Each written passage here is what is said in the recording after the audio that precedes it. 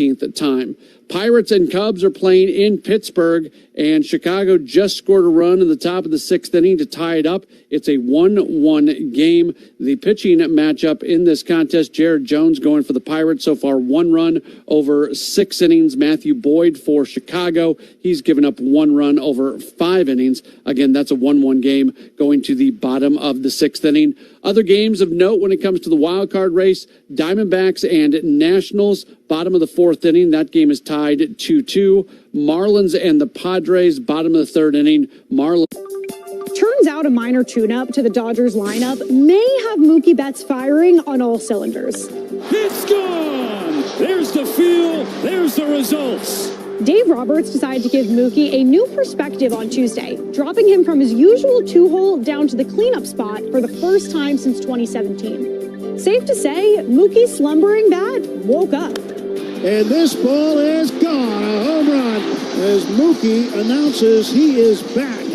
Betts went atomic against the Rockies, launching 2 homers and driving in 5.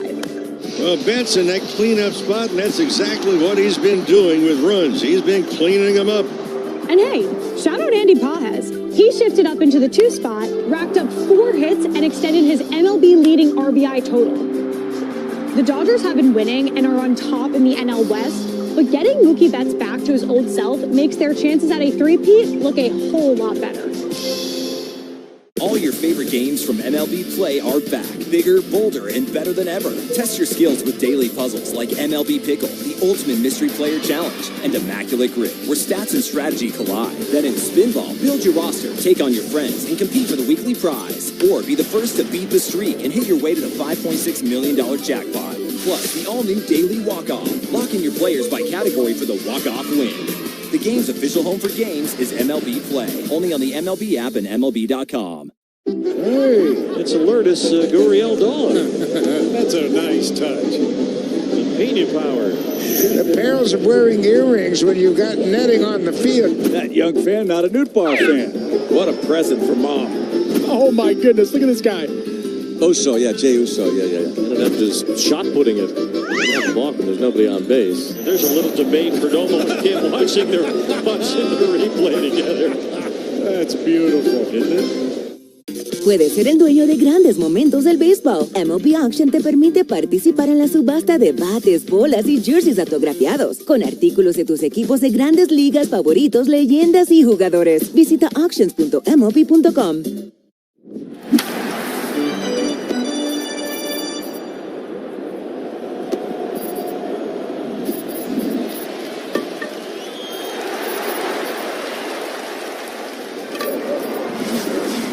Budweiser, and enjoy unrivaled flavor and refreshment by your quality Ford dealers. Check out the all-new Ford F-Series, America's best-selling truck for 49 years. By Schnucks, the friendliest stores in town. Earn 2% back on every purchase with the Schnucks Rewards app. By Shelter Insurance. Shelter offers great rates and award-winning service for your auto, home, and life insurance. Find an agent near you at shelterinsurance.com. By Explore St. Louis. Learn all about the great things to do in St. Louis. Visit ExploreSt.Louis.com. By Central Bank, the hometown bank of the St. Louis Cardinals. And by the Painting and Decorating Foundation. Visit stlouispdf.org to learn more. Now, St. Louis Cardinals Baseball. Welcome to St. Louis Cardinals Baseball from Busch Stadium, downtown St. Louis. It's a nice night for baseball, and the Cincinnati Reds are in town. The first of a 3-game series. Cardinals have played well against Cincinnati so far in 2026. They've won 4 out of 5 games. Cardinals begin play today, a game and a half out in the wild card in the National League. They were 7-6 against the Reds a season ago, and we'll see what happens here. The Cardinals, of course, had a rough day yesterday, losing to the Diamondbacks by a score of 10-6. They got a lot of runs late, 4 runs in the 9th inning, but they had dug themselves a big hole, and it was Michael McGreevy taking the loss. He's now 4-8, as the Cardinals hope to rebound with Dustin May today, who is 5-7, 4.78 ERA. He's up against Rhett Lauder. This is Ricky Horton. I'm alongside the voice of the Cardinals, John Rooney. Jim Jackson is our producer-engineer, and we're glad you're with us on the Cardinals Radio Network, powered by Graybar. Let's talk more about those starters. Dustin May. A snack that Freddie cannot resist? I would have to say chips and guacamole. Organic mango, yeah. Is that because of the strong Dominican contingent in the major leagues, bro? Has anybody ever struck out and gone crazy and smashed the cooler full of mangoes? No, our team's not really into smashing each other's stuff, I guess. Are you a seasoning guy? You like to drown your stuff in dips and sauces? No. Gotta watch my figure. And it looks great, brother. I appreciate it. Very sexy man. Yeah, Let's go, Freddie Freeman, ladies and gentlemen. Gathers himself and he gets Benj on a nice play by Bryson Stott over there at second, diving to his left. One pitch and another one pitch out.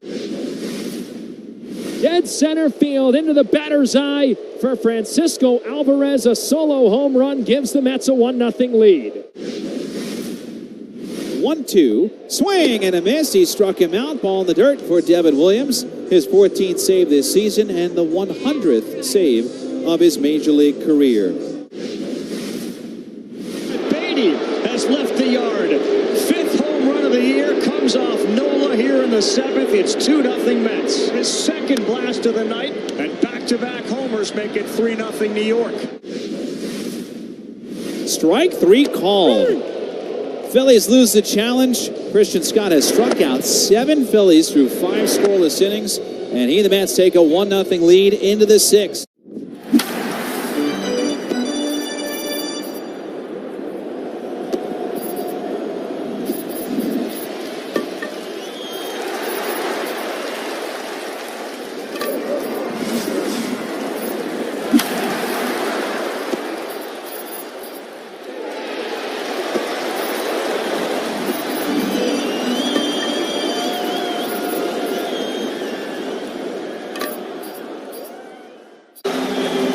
Aches and pains are getting in the way of your life, turn to the longer-lasting pain relief of Aleve so you can feel your best all day. Each pill has the strength to last up to 12 hours.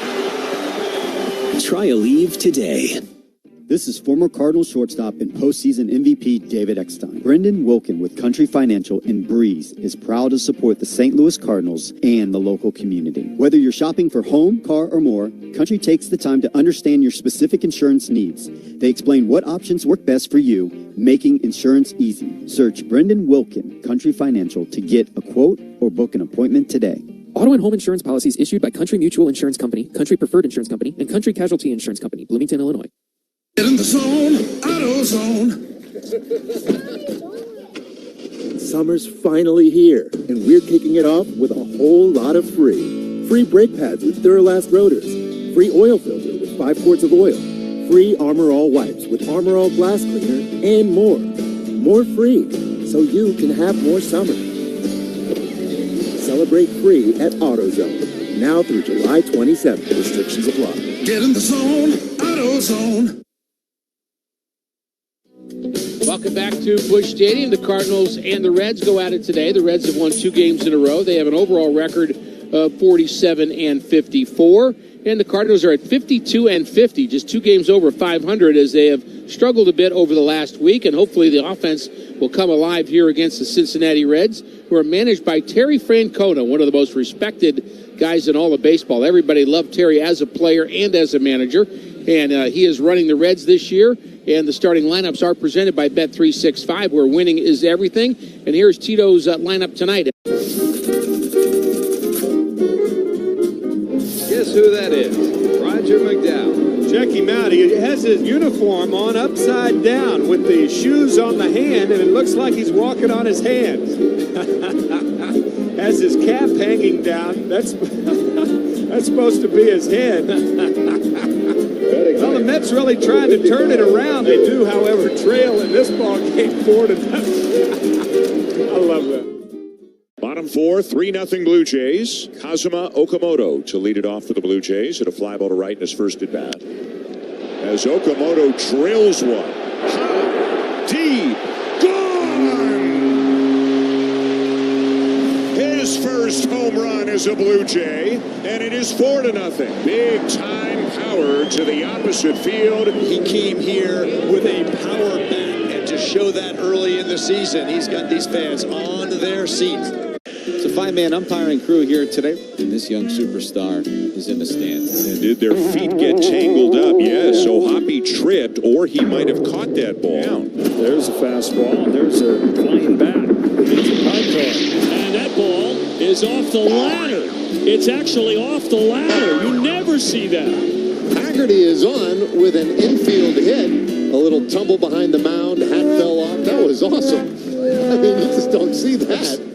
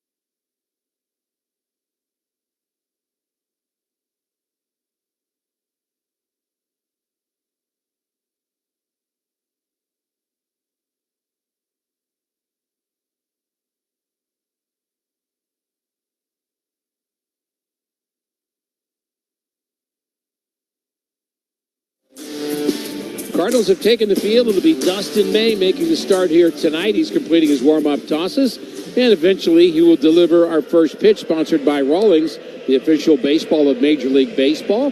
I told you we'd tell you more about what Jordan Walker experienced just a moment ago. He had his family down on the field, along with Kleininger Tehran, who we call KT. I don't know him as anything other than KT, former Cardinal minor league player who's been a coach, an interpreter, now a bullpen catcher for the Cardinals. He threw the batting practice for Jordan Walker during the All-Star game, and we're going to chat with him about that a little bit. He's going to join us in the bottom of the third inning, but a nice celebration down on the field.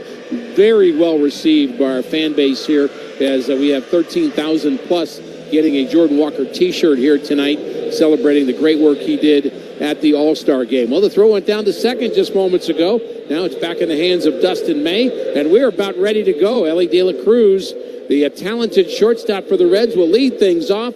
The three-game series begins tonight, and here's our first pitch, and here's the voice of the Cardinals to give it to you. His name is John Rooney. Okay, Ricky, let's see if Dustin May continues his good work during night games as he faces the Cincinnati Reds for the first time in his career. The pitch to De La Cruz is smacked to the shortstop. Caught by Wim with a backhanded play. That's the way our game begins. De La Cruz lines out to his counterpart. And now we just need 26 more pitches just like that. Here is Sal Stewart. He was a 2026 All-Star in his rookie year.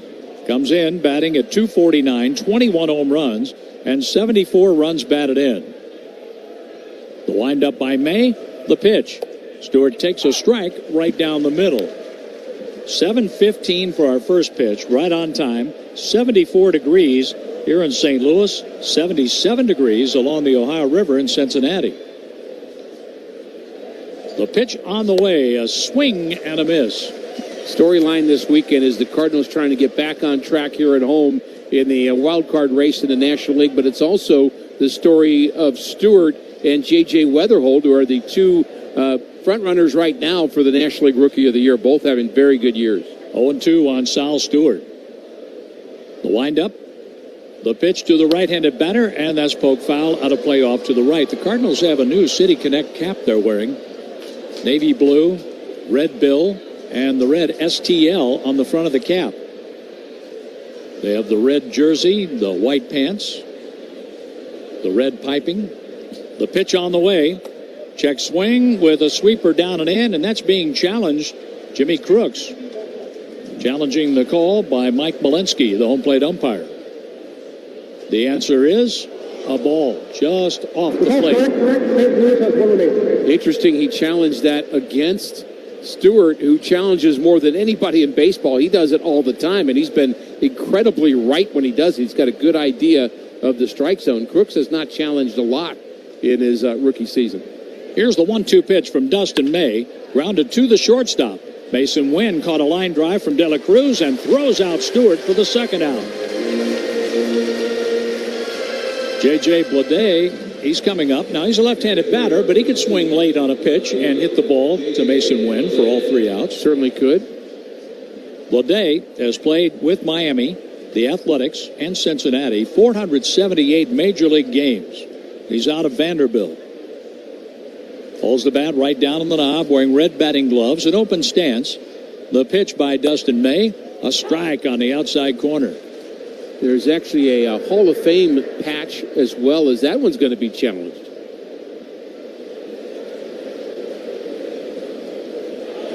And it is a strike. We might get the challenges out of the way in the first inning here. But the new caps you're talking about have HOF on the side, the Hall of Fame logo, since it is Hall of Fame weekend. Right. Dustin May swings into the windup, the one-strike pitch to Bleday. Swing and a miss. Changed him up on that pitch, had him way out in front, and Bleday is down on the count, no balls, 2 strikes.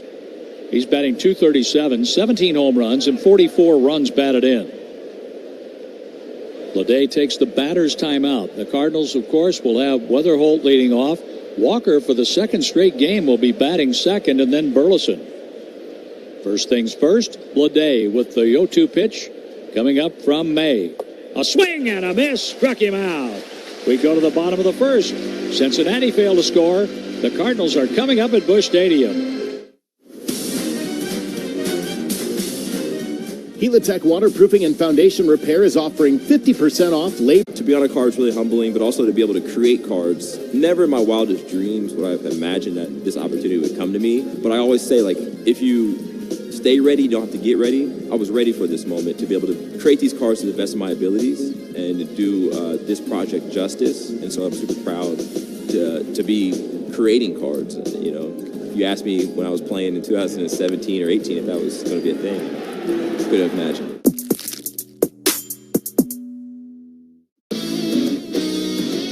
Oppo Taco. I'm going to guess it's an opposite field, upper deck, maybe something like a... Yeah, home run to the opposite field. You got it. This is a good one, a hack. I don't know. I mean, is it the same as like the layman's term hack, like a bad chef? You've guessed correctly. Okay. Someone's a hack, you know, someone that's just nailing it in. Yeah. They're not putting their heart into it. Puedes ser el dueño de grandes momentos del béisbol. MLB Auction te permite participar en la subasta de bates, bolas y jerseys autografiados, con artículos de tus equipos de grandes ligas favoritos, leyendas y jugadores. Visita auctions.mlb.com.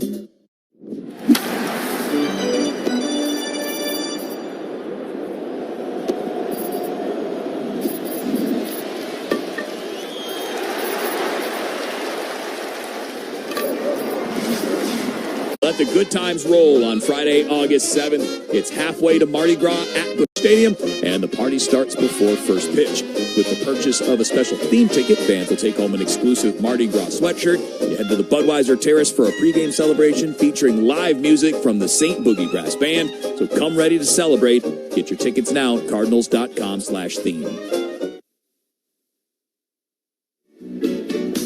It's J.J. Weatherholt leading off against right-hander Rhett Lauder. Lauder into the windup. The pitch to Weatherholt. A swing and a smash to the shortstop. De La Cruz plays it on a bounce and throws out Weatherholt. So each leadoff batter hit the ball to the shortstop. 1 pitch, 1 out. Top half of the first and the bottom of the first. I hope they don't get 26 more of those. And here's Jordan Walker batting in the second spot. Nice round of applause for him. John, I like him in the second spot. Others may disagree with this, but I think it might be a helpful thing for Herrera, number one. And why not have the bat of Jordan Walker up quicker and more often in that second spot? And with the protection of Alec Burleson right behind him. 100%. Lauder with the sign. He swings into the big windup and the pitch. A strike call on the outside corner. As Graybar is your electrical and datacom distributor, helping to power, connect, and maintain your operations. Yep. Graybar does that. The Reds went out 1-2-3. Walker swings and misses a breaking ball off the plate. No balls, 2 strikes. Our game tonight is brought to you by Budweiser, official beer sponsor of Major League Baseball. Crack open the game with Budweiser. Enjoy unrivaled flavor and refreshment. Lauder has the typical mix, 93-mile-an-hour sinker, and his four-seamer is also 93, slider at 85, and a changeup at 86. The 2-strike pitch. Walker lays off the slider down and away. The count is 1-2. The bats were louder than Lauder his last outing against the Colorado Rockies. Were they ever? 11 hits in 2+ innings. Here's a swing and a miss. Walker strikes out. So we've had a ground out to short and a strikeout. And Lauder against the Cardinals this year has worked 3 2/3 innings. He has walked 5, and he hasn't given up a run. He faces Alec Burleson right now. 28 of the 33 swings that Lauder generated against the Rockies resulted in contact. So he allowed a career-high 11 hits. Check swing, a ball low for Alec Burleson. Burleson went 3 for 5 yesterday. And over his last 7 games is 12 out of his last 29. And a .452 on-base percentage over the last 7. They play him to pull on the infield. He swings and misses. 1 ball, 1 strike. The Cardinals swept the Reds here June 5th, 6th, and 7th. 10-3, 6-5, and 5-3. The 1-1 pitch. Foul ball straight back. It was right on the fastball, but fouled it to the screen. Balance much better, don't you think, for Burley? Oh, I think so. And he's also keeping from dipping his shoulder. He has a lot more upper body control than right before the All-Star break. And that's after putting in some good work with Brad Brown during the break. A swing and a miss on a sharp breaking ball down and in. Lauder gets a ground out and 2 strikeouts. A far cry from his last outing against Colorado. After 1, Reds nothing, Cardinals nothing. Grounded toward first. Vladdy snatches it on the line, spins, throws a strike to Bieber, covering the bag for the out. Got that on the shoestring and spun like a shortstop up the middle. A swing and a little flare into shallow left. Coming hard. Diving is caught. He made another great catch. Well, that's how you win 4 straight Gold Gloves. Rolled over the mound up the middle. Clement slides to pick it up. Spins as he comes up from the turf and throws to first to get the out. A Gold Glove caliber play up the middle from Ernie Clement. Chris Sale, excellent. As always, 6 innings pitched, 5 hits, 3 earned, 1 walk, 11 strikeouts. All 11 of those swinging. An immaculate 4th inning for Gavin Williams. 9 pitches, 9 strikes, and strikes out the side. He could be on another planet the way he just pitched. How about 9 pitches and he strikes out the side? You can't do it any better than that. Biggest thing we're bringing is a brand new Tony Gwynn drop I did with his estate. So we just signed a deal at therealist.com to actually go through his entire archives, present them, and auction them off. And to announce it, we did this limited edition 1994 The Lost Season card. Because, you know, between August of 93 and May of 95, Tony Gwynn batted .406 in 162 games. So in the back, we have the stats of what could have been.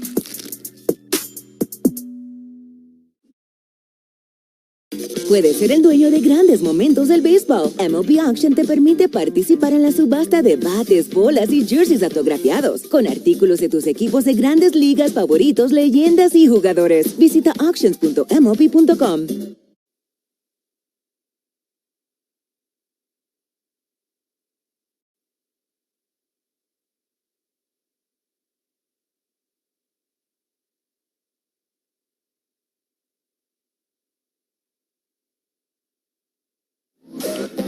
Eugenio Suarez goes after the first pitch. It's a grounder to Blaze Jordan at third, and he throws out his counterpart. I guess this is the way every half inning is going to start tonight.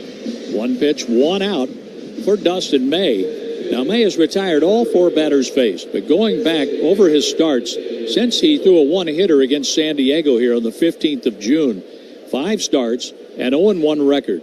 25 hits over 16 1/3 with 18 earned runs. He has walked 11 while striking out 20 and giving up 2 home runs, and he gave up the home runs in a game against Kansas City. He deals a curveball in there, or a cutter. That's a strike. Nathaniel Lowe, he's at the plate now, DHing tonight for the Reds. The left-handed batter awaits the 1-strike pitch and takes a little bit low. 1-1 on LOWE, Nathaniel Lowe. He's out of Mississippi State, 31 years old. We saw a lot of him with Tampa Bay and Texas. The pitch, hit foul down the right field line. He has played with Tampa Bay, joined Texas in 21, moved on to Washington and Boston last year, and now the Reds, 914 Major League games. Lowe has 119 career home runs and 3,231 Major League at-bats. The 1-2 pitch, Dustin May deals. A swing and a miss. A sweeper down and in, strikes out Lowe. And before Spencer Steer bats, let's pause for a station ID on the Cardinals Radio Network powered by Gray Bar.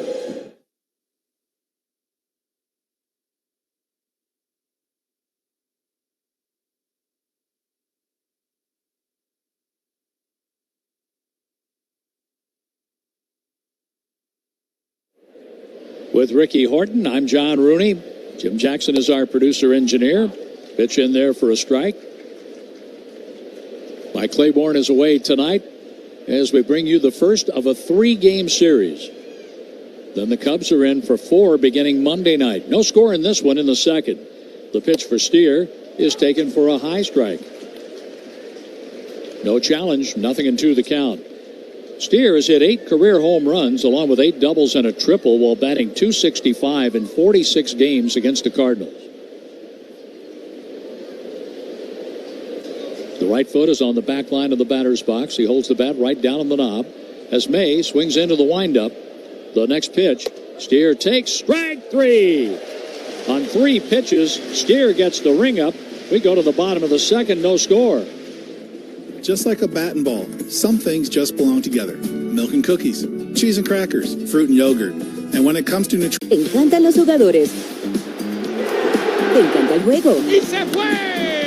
Ahora puedes ser el dueño de grandes momentos del béisbol. MLB Auction te permite participar en la subasta de bates, bolas, jerseys autografiados y más, con artículos de tus equipos de grandes ligas favoritos, leyendas y jugadores agregados toda la temporada. Cada artículo es autenticado por MLB para asegurar que lo que llega directamente a tu hogar es original. ¿Quieres una parte del juego? Visita auctions.mlb.com. I'm going to throw out a restaurant kitchen term to you, and then hit me with the baseball one. I'll start first. Okay. Mise en place. Oh, mise en place. That is, as the chef, you put all your different ingredients out kind of before you start cooking, right? You got it, man. Yeah. That's the most important That's a tough one. I hear this one a lot because of my name, can of corn. Easy fly ball.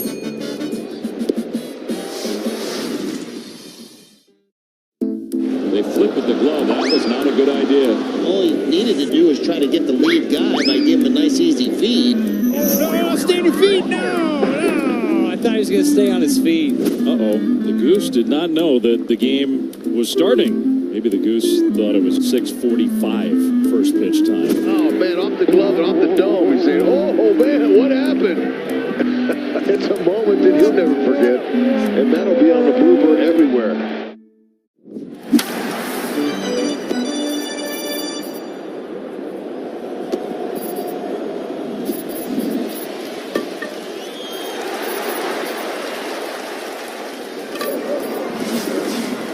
Purchase 50/50 raffle tickets, enter the Caring for Kids sweepstakes, or make a donation. Learn more at cardinals.com/caringforkids. Here is Ivan Herrera. As he appears in tonight's game, he has played in 102 of the Cardinals' 103 games, sitting out yesterday, and he takes strike one from Red Lauer. We have a 0-0 game with the Cardinals and the Cincinnati Reds here on this Friday night, July 24th, 2026. Love to see this guy go off for a couple weeks. Here's a cutter outside. We've seen him do it. Always quite capable. Struggling lately, 0 for his last 7, 4 hits in the last 31 at-bats with 1 run batted in and a couple of runs scored. There's a swing and a bounding ball to third. That's played by Suarez. His throw across beats Herrera 1 down. 4 up and 4 down for Red Lauder. From the first pitch of the season to the last pitch in October, Bet365 is now the official mobile sports betting partner of your St. Louis Cardinals. Lars Nootbaar, 5 for his last 24, a .367 on base percentage, covering the last 7 games. He had a 3 RBI day yesterday and a pitch up and away to him. He drove in a run in the first inning and 2 runs in the ninth as the Cardinals dropped a 10-6 decision to the Arizona Diamondbacks in the makeup of a rainout earlier this season. The 1-0, low for ball 2. De La Cruz is playing up the middle, about as far as he can play without a violation. He's the shortstop for the Reds. Off the line, even with the grass at third, Suarez. The pitch. There's a high fly ball, left field, in play for J.J. Bleday. Backing up to the warning track, back to the grass he goes, and makes the catch. 5 up and 5 down for Red Lauder. Brings in Mason Wynn. You know, Lars Nootbaar hasn't had much to show for it. I've talked about this for a few days now, but clearly he's making an adjustment and not pulling off pitches, and he's starting to go the other way and drive the ball with authority. He's had a couple of shots to the warning track that haven't gone out, but I feel like hits are coming for Lars Nootbaar when he is swinging that way. Mason Wynn takes his time getting in the batter's box, using his timeout before pitch 1. 0 for his last 4, 3 out of the last 21 at-bats for the Cardinals shortstop. He takes strike 1 from Lauder on the inside corner. Lauder against the Cardinals this year has pitched 4 2/3 innings, 1 hit allowed, no runs. He has walked 5, hit a batter, and struck out 5. That includes his numbers tonight. A pitch inside, 1 ball, 1 strike on Wynn. Mason puts the right foot down near the back line, stands close to the plate. Right-hander against right-hander as Wynn takes a strike. Well, I tell you right now, he's got a good breaking ball today. I mean, his breaking ball is sharp. He struck out Burleson with it. That pitch right there was nasty to Mason Wynn. 86 on the slider and the called strike. The 1-2 pitch, fastball upstairs. Mason is trying to get on, trying to extend the inning to Nathan Church.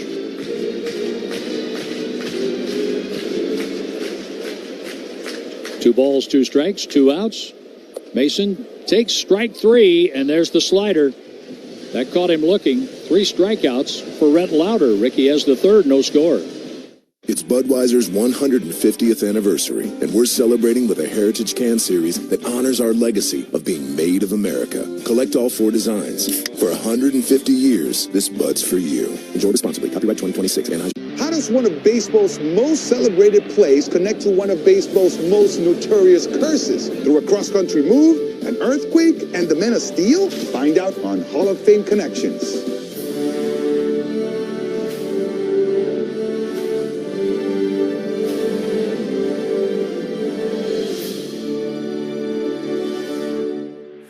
It was a defensive play so iconic that we simply call it the catch. This is the glove Willie Mays had when he made that catch. This is great. But let me touch it for a second. Yeah, go ahead. Oakland pitcher Dave Stewart was named the World Series MVP. It really comes from, like, the kings of Siam would give their courtiers white elephants, which were sacred animals, and they'd be too expensive, again, to maintain. Would put them into financial ruin. They need to know this story. That's amazing. Nobody could steal a base like Ricky. I'm the greatest of all time. Thank you. So imagine making steals in these, though. So these are Thai Cubs. These are Thai Cubs. So what I want to know is, were they ever swabbed for the DNA of opposing pitchers? Roberts is no stranger to stolen bases himself. That's what makes him special, is that everybody knew he was going to steal. Roberts is going. You know what they say? One great play deserves another. Catch every episode of Hall of Fame Connections on MLB.tv and discover your own connections to the game at baseballhall.org.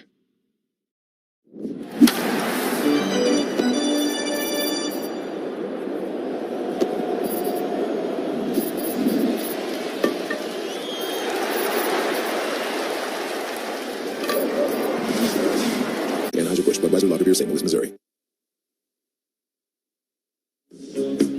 We move to the top of the third inning. Pitching's been very good through the first two. Each pitcher with 3 punch-outs. Dustin May for the Cardinals, Rhett Lauder for the Reds. It'll be the bottom of the order, beginning with Tyler Stevenson for Cincinnati as May goes into his windup, and here comes the first pitch of the third. That's a sweeper for a strike, and May seems sharp with all of his pitches. You can also say that about Rhett Lauder, who's had a terrific slider through the first two.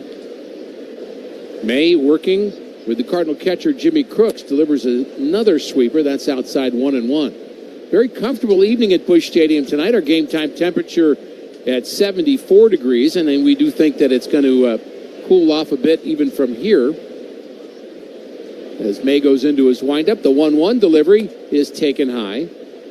And we're looking forward to visiting with Anthony Reyes in our Friday night across the street at Cardinals Nation, and we invite folks to go on out there after the game. Anthony Reyes in town. He's part of that 2006 Cardinals World Series championship team. There's a hard hit ball, and it's off the glove of the third baseman, Jordan, and it goes down the left field line. This could be a double, but Nootbaar gets to it quickly, and that's well done by Lars Nootbaar to keep Stevenson at first. That's a base hit. A tough hop for Jordan, the Cardinal third baseman, and he's aboard with the first hit of the game here as he leads off the top of the third inning. That brings in Dane Myers. This copyrighted broadcast is presented by authority of the St. Louis Cardinals, LLC. It may not be reproduced or retransmitted in any form, and the accounts and descriptions of this game may not be disseminated without the express written consent of the St. Louis Cardinals. Brought to you by Brown and Crouppen. A great law firm. Now you know. So it's Dane Myers at the plate, hitting .267. He has 3 homers. Even at the bag at third is Jordan. That was a do-or-die play for him. He just threw the glove down, and if it stuck, great. And there's a strike to Myers. But it was hit sharply by Tyler Stevenson, who's actually their hottest hitter of late. He has a short lead at first. He's not going to run. 0 for 1 stealing bases. And the pitch to Myers is fouled straight back. So he's down in the count 0-2. So again, we'll have Anthony Reyes, starter of Game 1 of the World Series in 2006. He'll join us over at Ballpark Village right after the game for our Friday night show. Matt Pauley and I will be together for that. The 0-2 pitch is on its way, and it's swung on and missed by Myers, who chased that pitch up in the zone. That's 4 strikeouts already for Dustin May. And how about Myers making it out? He has been a .326 hitter, playing in his 18th game against the Cardinals. He started out in the Tigers organization, but came to the big leagues with Miami, and hasn't hit any home runs against the Cardinals, but he has had some big hits against them. He sure has, and nice defensive plays, too. I know he had one in, I guess that was Tampa. We were on the road somewhere with him. Maybe it was Miami. And just made a terrific play in center field. There's a strike delivered to Edwin Arroyo. Switch hitters playing second base today. He just drew in Blaze Jordan just a couple of steps further on the third base side. Alec Burleson holding the runner at first base. Right behind second base, or close to it, is Mason Wynn. And the pitch to Arroyo is grounded through the hole on the left side of the infield. It was a big hole, and he found it. He took it the other way, and more players should do that, John. I know it looks easy when they do it. Just a little cue shot, though, that made it through the hole at shortstop. And it gives the Reds 2 runners with 1 out in the top of the order coming up. And the top of the order means Ellie De La Cruz, who hit the first pitch that he saw on a line to Mason Wynn. He does that again, we might have a double play. De La Cruz, of course, runs well, 16 stolen bases, but he also has power. 17 big flies. The pitch to him is called a ball, top of the zone. Looked like De La Cruz was going to challenge that. I think he thought he was going to call it a strike, too, but he did not. And the he I'm talking about is Mike Malinsky, home plate umpire. Emil Jimenez down at first, Gabe Morales at second, and Doug Eddings, the crew chief, is at third. Next pitch is fouled back. A good hack by De La Cruz, who is a switch hitter.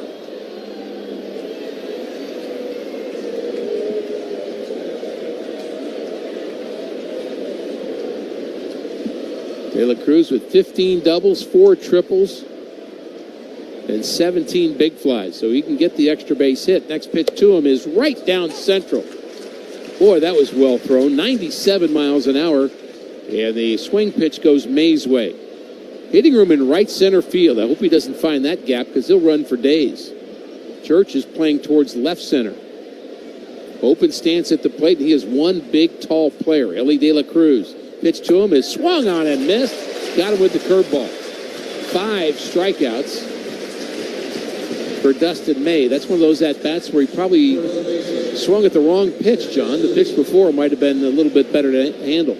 And Dustin May is quite happy that worked out, but that pitch set up strike 3, and Dustin May has developed a great pace to the start of the game, as has Rhett Lauder. We're getting close to our visit with KT, Kleininger Tehran, the Cardinal bullpen coach. That ball's hit into center field, and moving over is Church, and he's got it in left center field gap. So Sal Stewart flies out, and the Reds strand 2 runners. We go to the bottom of the third inning. We'll have KT with us when we come back in a scoreless game.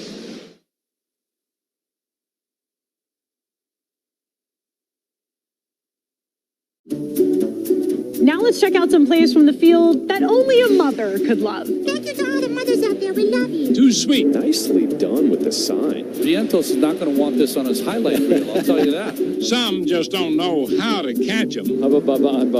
You can even smell on his bat. Hitters are funny. Now he's talking to it. Then Peters has some problems. Heads up. Man alive.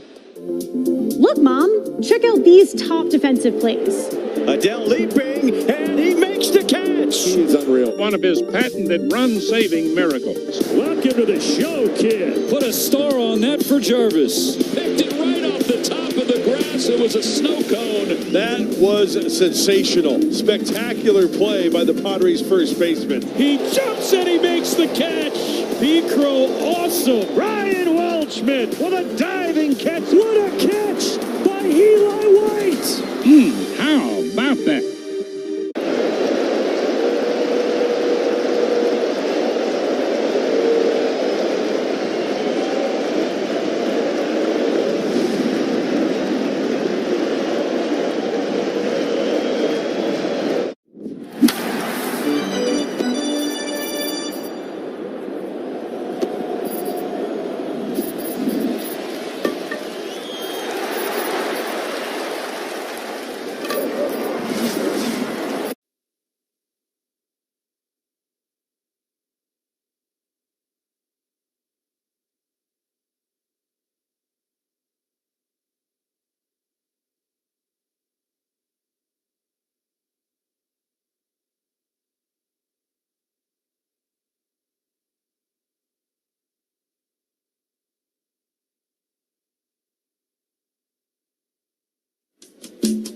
And here we go with the bottom of the third inning, and we're joined by Kleininger Tehran. We're going to call him KT because that's what I know him as. KT, thanks for being with us. Thank you, Ricky. Thank you for having me, my friend. You bet. We've been friends a long time. He's out there in the Cardinals bullpen. The first pitch from Lauder, right down the middle, strike 1. Pitching's been good so far. It's been good, Ricky.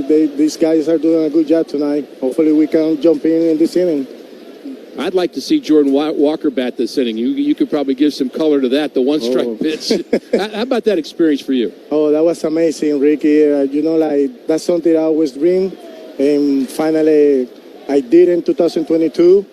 But to win it this year, that was amazing. Yeah, and that was with Albert, right? 22? Yeah, that was with Albert. Yeah, swinging a foul off to the left by the Cardinal leadoff batter this inning. It's Nathan Church. He'll be followed by Blaze Jordan and Jimmy Crooks. And we're talking it over with KT, and he's going to be our coach's color for the bottom of the third inning. And he's out in the Cardinals bullpen right now. Lauder's been good so far. The slider especially has been tough. Next pitch is high for a ball. So What have you seen so far from Dustin May? You played catch with him, but you don't warm him up. Is that correct? Is that correct, Ricky? Yeah, he's doing a great job tonight. He's throwing a good changeup for what I see so far from here. Yeah. That's something he's been working. And it's really fun to see him having that success so far tonight because he had the staff to be really good. Yeah, and we've seen that before for sure. A 3-2 count now on Nathan Church as he takes the ball outside. He's leading off the bottom of the third. We've got a scoreless game here at Busch Stadium. The wind and the pitch, and he fouls that off to the left and out of play. Yeah, Church is batting right there. He's doing a good job. If he get on base, something big can come in this inning, Ricky. Get the pitch count up and have Walker come up, and you can tell us how to get him out since you pitched to him.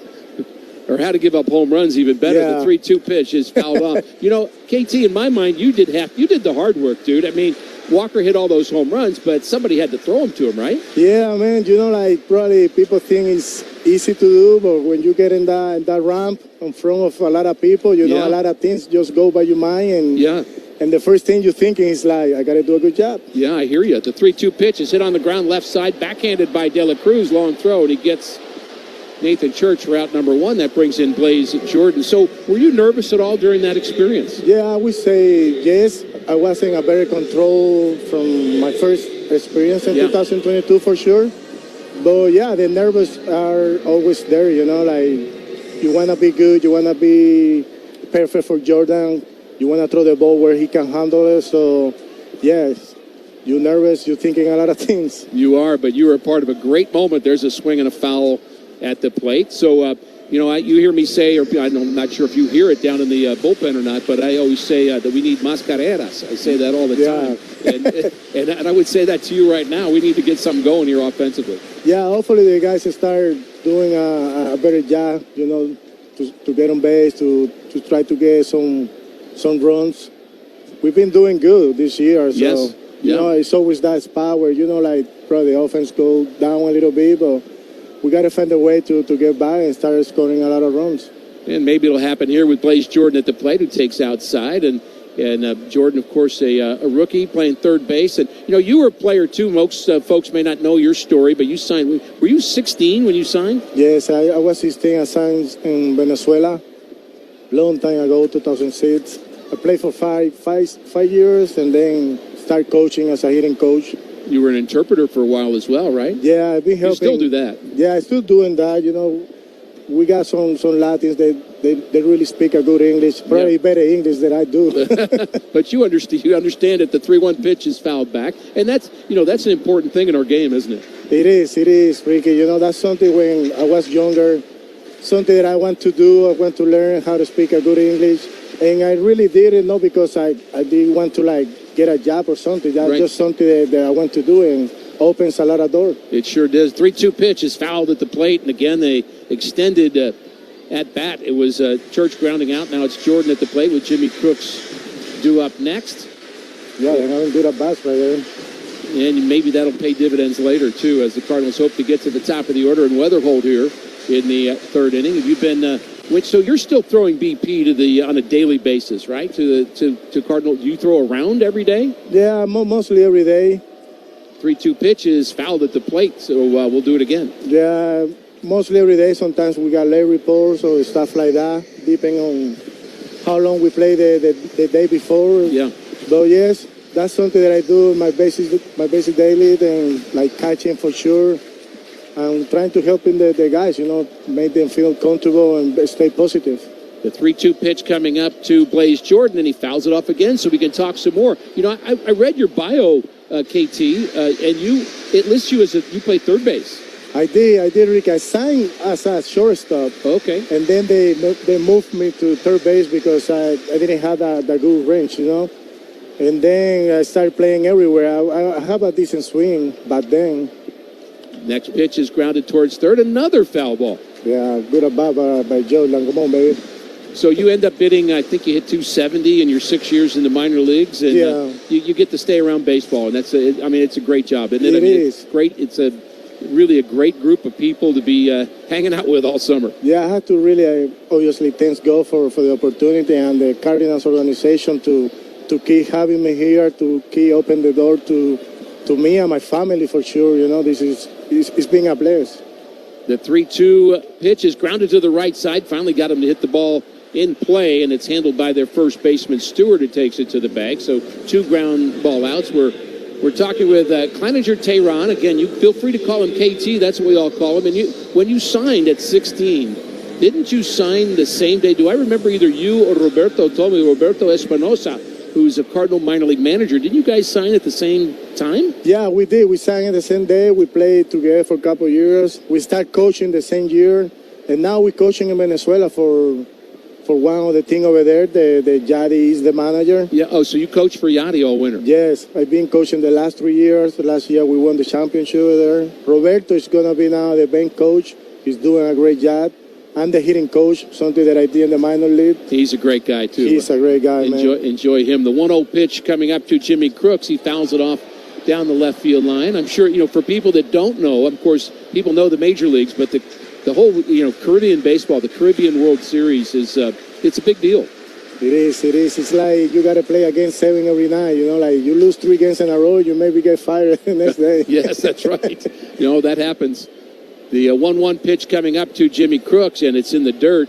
He's trying to get on for J.J. Weatherholt, and right now it's been 8 up, 8 down for Rhett Lauder. And he's much better than the last time we saw him. He walked 5 batters in the first 3 innings. Yeah, even like that, I like this inning so far. George and Jordan, they've been having a long at-bats. That's something that we didn't do before. Yeah. So that's good to see. There's a hard hit ball to center field. That's deep. That's back, but caught on the track.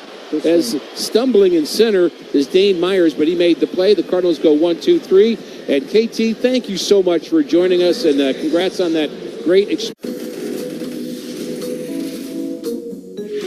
Breaking ball lined into the gap in right center and in for a hit. And that was a botch of what should have been a single. It sure was. Went right off the heel of Teoscar Hernandez's glove when he boxed it. I mean, Torkelson threw a baby overhand. He couldn't catch it. How about that? First ball to the rookie making his major league debut. He loses it in the sun. During the offseason of 1888 to 1889, Spalding took a group of big leaguers on the first worldwide barnstorming tour. This is Spalding. Yes. You look at the Spalding, you're like, wait a second. No, this is the backstory. Okay, this is great. Stops included New Zealand, Italy, France, and even Egypt, where they played in front of the pyramids. Spalding's contributions to baseball history don't end there. Do you know the story of Doubleday and the invention of baseball? Please tell us. Enlighten us. When a 71-year-old Cooperstown native came forward, baseball officially had a birthplace in Cooperstown. If I'm in the presence of this baseball, does it give you powers to become a better baseball player? I've been here 5 years and playing baseball through all of it. I don't think I've gotten better. And whether it's the World Series or the wonders of the ancient world, there's no debating that baseball connects us all. Go to baseballhall.org to plan your visit to the National Baseball Hall of Fame and Museum in Cooperstown, New York, and catch every episode of Hall of Fame Connections on MLB.tv.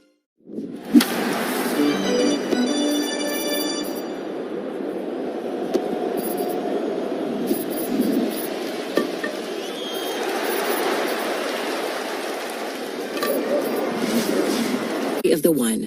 As a maintenance engineer at a beverage manufacturing plant, he starts his day knowing every line is ready to run because Grainger delivers the industrial-grade products he needs to keep mixers, conveyors, and packaging equipment moving. With Grainger's vast selection of bearings, belts, and motors, he keeps operations running smoothly, so nothing grinds to a halt. Call 1-800-GRAINGER, click Grainger.com, or just stop by. Grainger, for the ones who get it done. Swing and a miss, strike one on J.J. Bleday, who struck out his first time, one of 5 strikeout victims already for Dustin May, who's put 3 zeros on the board. He's allowed a couple of hits, a Stevenson single and a Arroyo single on the ground to the other side of the field. There's another single, a base hit into center field. This could be 2 potentially as Bleday runs well and Church throws well, and his throw beats Bleday to the bag, and he scampers back to first. So a leadoff base hit for the second straight inning for Cincinnati. The Cardinals do not have a hit yet.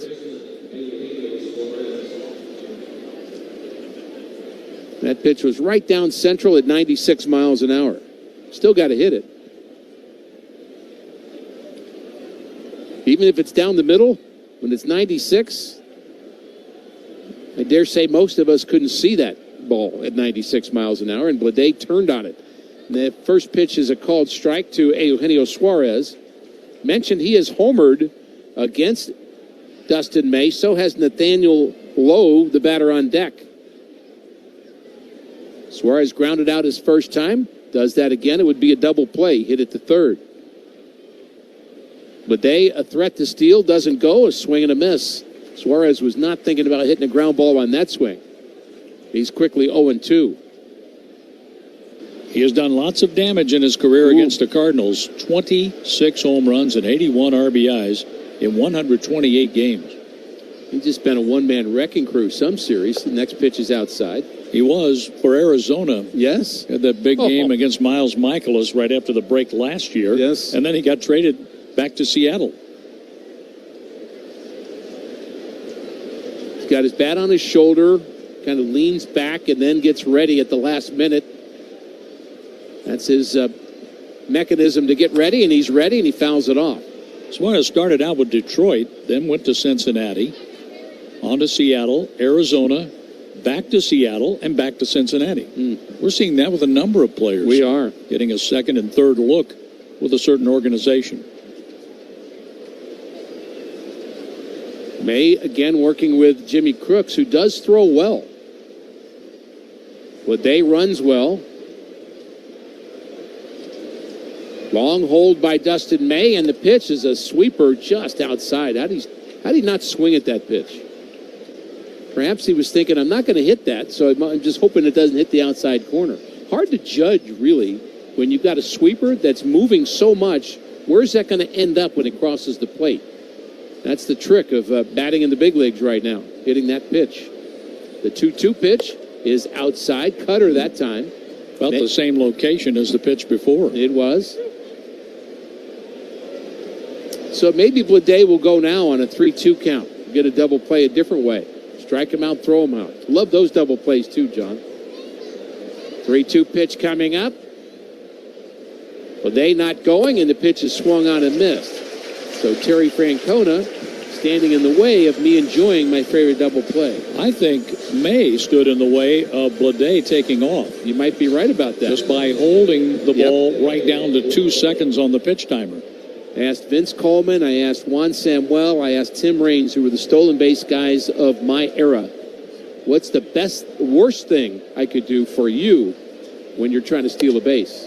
There's a pitch high. What is the hardest for you? He says, holding the baseball. They didn't say a good move. They didn't say good footwork. They didn't say anything other than, if you hold the baseball, I hate that. Harder to do with the pitch clock now. Pitch clock down to 6. He can only hold it a couple more seconds. And next pitch is a strike on the outside corner. And it is Nathaniel Lowe who struck out his first time. So 6 strikeouts now for Dustin May. And we're only in the 4th inning. Lowe is the DH today. The 1-1 pitch coming up. And that's hammered foul. There's so many lows and lows, I can't keep them all straight, John. There are a lot of highs and lows. They're highs and lows, right. We just had Josh Lowe in Los Angeles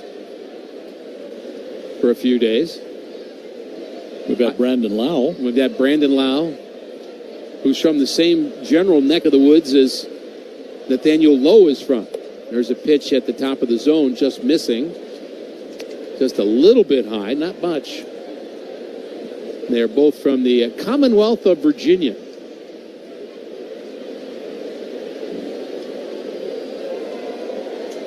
Bleday with a leadoff single is the runner at first base.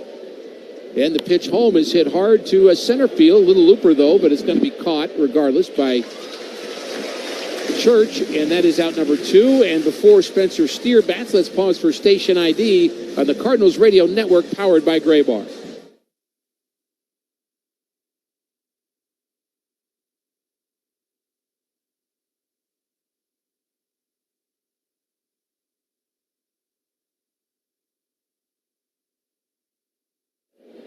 Spencer Steer has been a very good player for the Cincinnati Reds over the years, but he's 0 for 12 over his last 12. He takes a pitch inside for a ball. Dustin May trying to get through 4 here. Sunday, August 9th, 10,000 kids. 12 and younger will take home their very own Build-A-Bear Fredbird plush presented by Build-A-Bear Workshop. May comes set at the belt, checks the runner, holds again, and throws this time. You can learn more about that Build-A-Bear Fredbird plush at cardinals.com/promotion. So many great promotions that go on all the time here at Busch Stadium, including today, the Jordan Walker t-shirt. You don't boo nobodies. There's a pitch taking high for a ball. 2-0 the count to Steer. It's Hall of Fame weekend. Joe Buck is going to be awarded the Ford Frick honor. And Bill White is getting the Buck O'Neill Award the same day Joe Buck is accepting his award. That's great. Rick Monday's being honored. The 2-0 pitch is inside, 3-0 on Steer.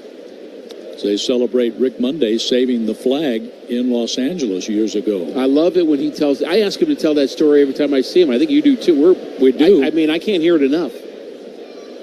And I hear him say, tell somebody else the story. I just want to. He's one of my all-time favorite people in the game. He's wonderful. The 3-0 pitch to Steer is high, and he walked him on 4 pitches. First walk for Dustin May. And, of course, Carlos Beltran, who was a longtime big leaguer, played with a lot of teams, but we... including the St. Louis Cardinals. Enjoyed him with St. Louis. We sure did. So Tyler Stevenson is the catcher here tonight for the Reds. He had a base hit his first time up. And he's got a chance now to drive in the game's first run with a runner at second base. That's Blade. Steer the runner at first. First pitch is taken high. A cutter, ball 1. So 5 straight pitches out of the zone for Dustin May.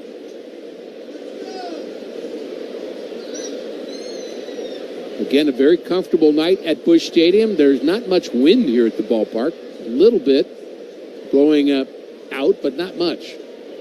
The 1-0 pitch is taken for a strike. Good fastball. 4-seamer at 97. That's about par for the course for Dustin May. 97. But so effective when it's down in the zone like that. It just shoots. I mean, it rides low. It'd be the word I would say. It's just very difficult to see that it's going to be a strike. It's upon you quickly. The 1-1 pitch, swing and a miss. That was the sweeper. That looked good. Late break. Again, we're thankful that Cleninger Tehran. He did a great job. Didn't he? JT was good. I tell you, if it was in my second language trying to do that, I would be, who knows what I'd say. See, every once in a while, Polo interviews me, and I don't know what I say. And I don't think he does either. The 1-2 pitch coming up. Runner in scoring position, and that ball's hit hard into the gap in right center field, and they're not going to catch it. It's going to bounce over the wall, and that just saved a run. It sure did. From the Cardinals' point of view, because there's no doubt that Steer would have scored from first base. As Stevenson doubles into the gap, he now has a single and a double. It's 1-0 Cincinnati.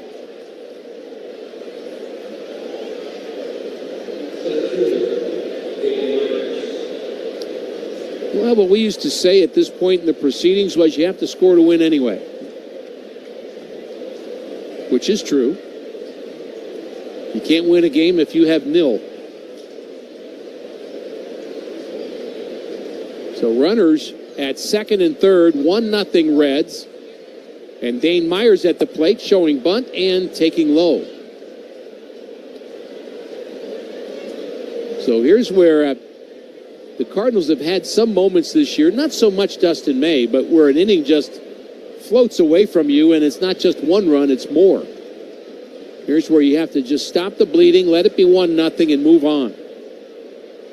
The next pitch to Myers is way outside, 2-0. But the 2-out walk led to Tyler Stevenson, and Stevenson hit the ball hard twice in this game. Stevenson hitting .359 close and late. I wouldn't call that late, but I sure would call it close in a 0-0 game. The 2-0 pitch coming up with 2 runners in scoring position, and that's low. The cutter misses 3-0 to Myers with Arroyo up next. And Dustin not happy with that baseball, and maybe with his delivery. Arroyo is 6 for his last 11, including an opposite field hit in this game. So this is the batter he wants right here, but he's behind Myers 3-0. Myers hitting .267 on the season. Will he be swinging here? Nope. Takes a pitch right down the middle, 3-1, 97 per. The Reds, they have some pitchers for you.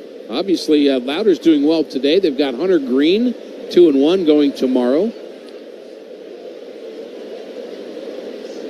The 3-1 pitch coming up, and that's grounded towards the left side. Mason Wynn's going to have to hurry. He's got it, and the throw is in time as he gets Myers by a step.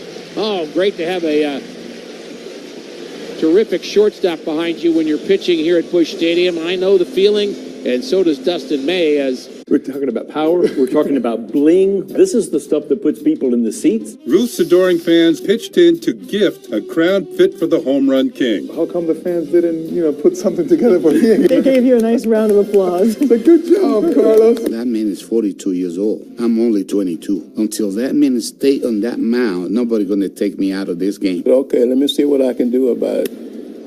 Right now, I feel like I can go over there and go placata right now on the field just because I held this batter, Willie Mays. I'm not giving it back to you. You need it back? Get back. Okay, you can continue talking. Right, and you're just going to hold on to it? Yeah. Hammer and Hank became baseball's all-time home run king. Hank Aaron flipped the bat, pointed to the outside, and said, "Black it." Every single Triple Crown winner has been inducted into the Baseball Hall of Fame. So it looks pretty good for Miggy. Just saying. Go to baseballhall.org to plan your visit to the National Baseball Hall of Fame and Museum in Cooperstown, New York, and catch every episode of Hall of Fame Connections on MLB.tv. Puedes ser el dueño de grandes momentos del béisbol. MLB Auction te permite participar en la subasta de bates, bolas y jerseys autografiados, con artículos de tus equipos de grandes ligas favoritos, leyendas y jugadores. Visita auctions.mlb.com. A lot of fans and collectors will look at the T206 set as the more famous of the sets that were produced in the early part of the 20th century. And certainly they would carry more financial value. But when you talk to collectors, some will tell you that these T205s are actually more physically attractive. They're maybe the most physically attractive cards produced prior to World War II.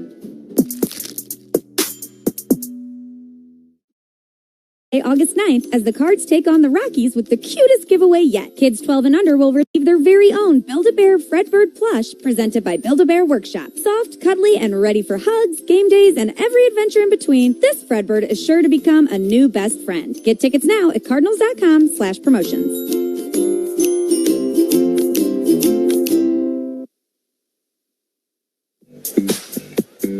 It is the top of the order for the Cardinals as we play in the bottom of the fourth inning. The Redbirds trailing 1-0. J.J. Weatherholt bounced out to short his first time, and he takes strike one this time, 93 right down central. Swung at the first pitch back in the first inning, and he took that one. It'll be Weatherholt, Walker. Yes, Walker in the second spot of the lineup, and Alec Burleson. Now, Weatherholt made an out, grounding out to Ellie De La Cruz, but before that, he had 23 hits to lead off a game. He's been such a good player for the Cardinals. Takes that pitch low. And, of course, the Reds are saying that about Sal Stewart. J.J. hitting 10 points higher. J.J. probably the superior defender of the two of them, although Stewart's not bad. The 1-1 pitch is inside. Stewart has 21 homers. J.J. has 15. And 4 of those home runs have led off games against Shota Imanaga, Stephen Kolek at Kansas City, Paul Skeens at Pittsburgh, and against Brian Wu of Seattle right here at Busch Stadium. And they both run well, by the way. So complete players, each of them. That pitch goes back to the screen, not even close. Just a bit outside. I'd say so. That was a Ricky Vaughn moment there, wasn't it?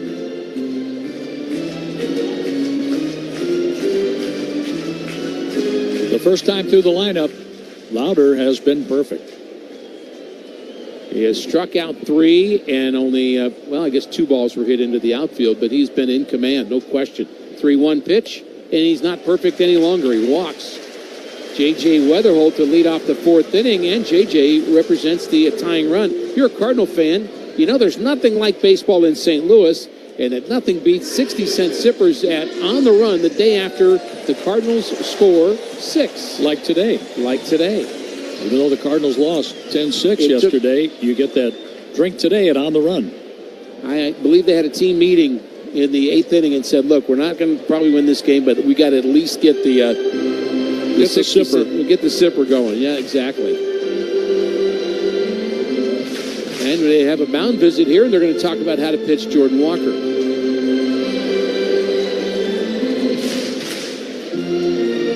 KT is on TV right now. Get a hold of him and ask him. Ask him. Oh, he knows how to not get him out. You know, KT did tell us, and he shared that with us last inning, but that he was definitely nervous. Oh, he had to be. Yeah, I mean... You think Jordan Walker was nervous after Schwarber hit 11 home runs in the final round? But the whole world's watching you, and like when you know you have to throw a strike, and even if it's BP, you don't want to mess up. And there's a pitch inside, ball one to Walker. Maybe a go pitch here, 1-0. Stubby Clapp whispers to Weatherholt, who is a threat to go. He's 10 for 10 stealing bases. Does not have a big lead at the moment. The pitch to Walker is inside, 2-0. Lauder had better luck working away from Walker. He did. But that was after getting a strike, middle in the first time around. The 2-0 delivery is a breaking pitch for a strike. That's that slider that's been very efficient and effective for him. 1 run on 4 hits for the Reds. The Cardinals looking for their first hit. They have their first base runner in J.J. Weatherholt. Walker at the plate. And the 2-1 delivery to Jordan Walker is hit towards the middle of the diamond. De La Cruz goes to the bag for 1 on to first, and that's a double play. Close play at first, but I believe he is out. As De La Cruz was able to take that himself, the Cardinals say play on. 6-3 double play, and that's a shame right there. De La Cruz, like Mason Wynn, I don't know how many other shortstops make that play and get it there in time. He's got a cannon, too. O'Neill Cruz, when he played shortstop, yes, now an outfielder. And Bobby Witt. Bobby Witt would be another, for sure. There's a strike on the outside corner to Alec Burleson. Struck out his first time. So now we go back to Lauder having faced the minimum number of Cardinals working in the 4th inning. Next pitch to Burley is swung on and missed. A changeup. We haven't seen too many of those.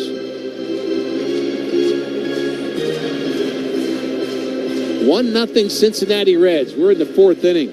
First game of 3 between the two Central Division teams. The pitch to Burley is swung on and missed, and got him with that slider again. That is nasty. Burley did not like it either time.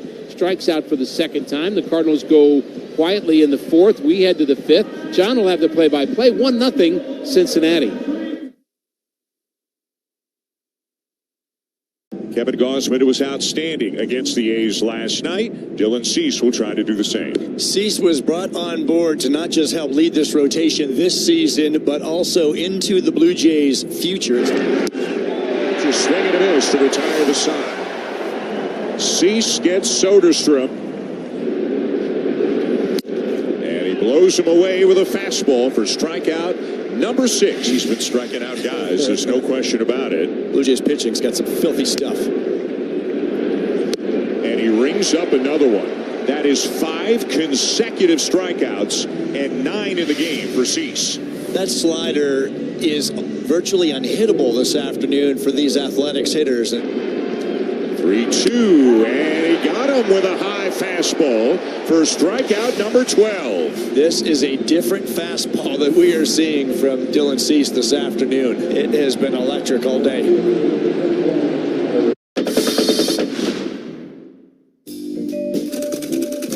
Sometimes artifacts in the collection of the Hall of Fame can tell multiple stories. This is the earliest known Yankees baseball cap in existence. It tells a story of a very early baseball cap and of a guy who just had a cup of coffee in the big leagues. But there's actually a hidden story inside this cap. There's another name written in the cap. So who's Dolan?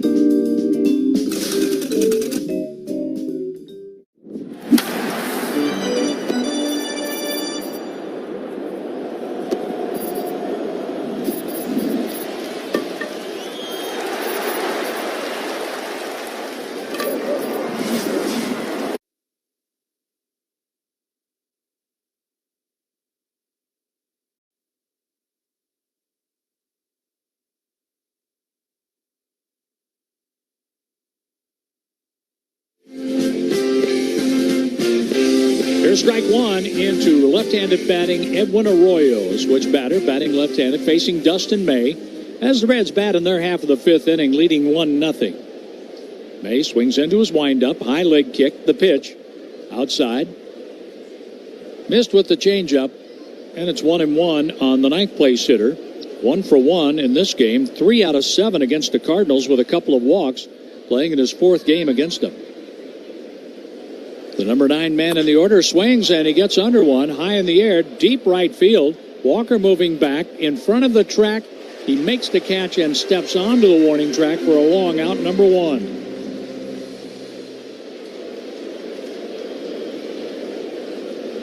One gone for Ellie De La Cruz. He is lined out to Mason Wynn and struck out. 1 run on 4 hits. 6 strikeouts with 1 walk. The line for Dustin May. He pitches with 1 out in the 5th inning. De La Cruz takes strike 1. This is the kind of game, if you stay true to what you're doing, not worry about the fact that your team isn't scoring right now, you can kind of keep doing this for another half hour or so, and you might end up being a winning pitcher of a game. Here's the 1-strike pitch. De La Cruz takes high. 1 ball and 1 strike. Looks like the old Chris Carpenter adage, 1 pitch at a time. That's right. 1 batter at a time. 1 out at a time. Yep. Then they add up. Yep. You go all the way up to 1 inning, and then 1 game, and then 1 month, and then 1 year. A hot shot past the diving J.J. Weatherhold into right center field. De La Cruz is on. He's 1 for 3. The 5th hit given up by May. And Sal Stewart is coming up. He's 0 for 2 with a ground out and a fly out to center field. Stewart is playing in his 9th game against the Cardinals, a .214 hitter with 2 doubles, a homer, 4 RBIs. He has struck out 8 times and walked 7. The first time around, Stewart hit the ball hard to Mason Wynn. He'd take that right now. The pitch, a little bit high, 1-0. Stewart this season has 2 hits and 20 at-bats in 6 games against the Cardinals. Right-hander against right-hander. And the next pitch by Dustin May is swung on and fouled straight back to the screen. 1 ball, 1 strike. And that pitch right there is what they were doing to him in Cincinnati. And he's got great bat speed, but they were trying to just jam him, pitch him in at that time, and he was a little tardy. Again, he's having a great year. He's a really good player. He's not going to make too many mistakes and too many things, but you have to find at least some place to try to get him out. De La Cruz takes a lead at first base, a big lead. He's leaning. May looks over the shoulder, just holding on to the ball. A throw over to first base with the pitch timer down to 1. De La Cruz is back in standing as Alec Burleson is holding against the runner. Weatherhold is playing up the middle of the infield, leaving lots of room in between Burleson and Weatherhold on the right side. Mason Wynn at double play depth. De La Cruz, a little bit bigger lead right now. May gives him a look. The 1-1 pitch, taken high, 2-1. I wouldn't be surprised if De La Cruz takes off here. I would agree. We didn't see De La Cruz in Cincinnati as he was on the injured list June 1st through the 23rd. He had a right hamstring injury. But he's running well right now. Doesn't go. The pitch is fouled straight back. A sweeper hanging out over the plate. And May gets that pitch back. Yep. He's lucky that he got that back. And Stewart knew it. I think everybody knew it. And, the pitcher knows it the second you release it. The catcher knows it about a split second later, and so do the hitter. And then the question is, do you get away with it or not? 2 balls, 2 strikes. Runner at first base, De La Cruz. And a batter's timeout taken by Sal Stewart with J.J. Bleday on deck.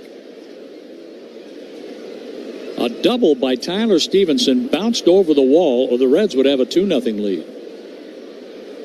The 2-2 pitch with 1 out.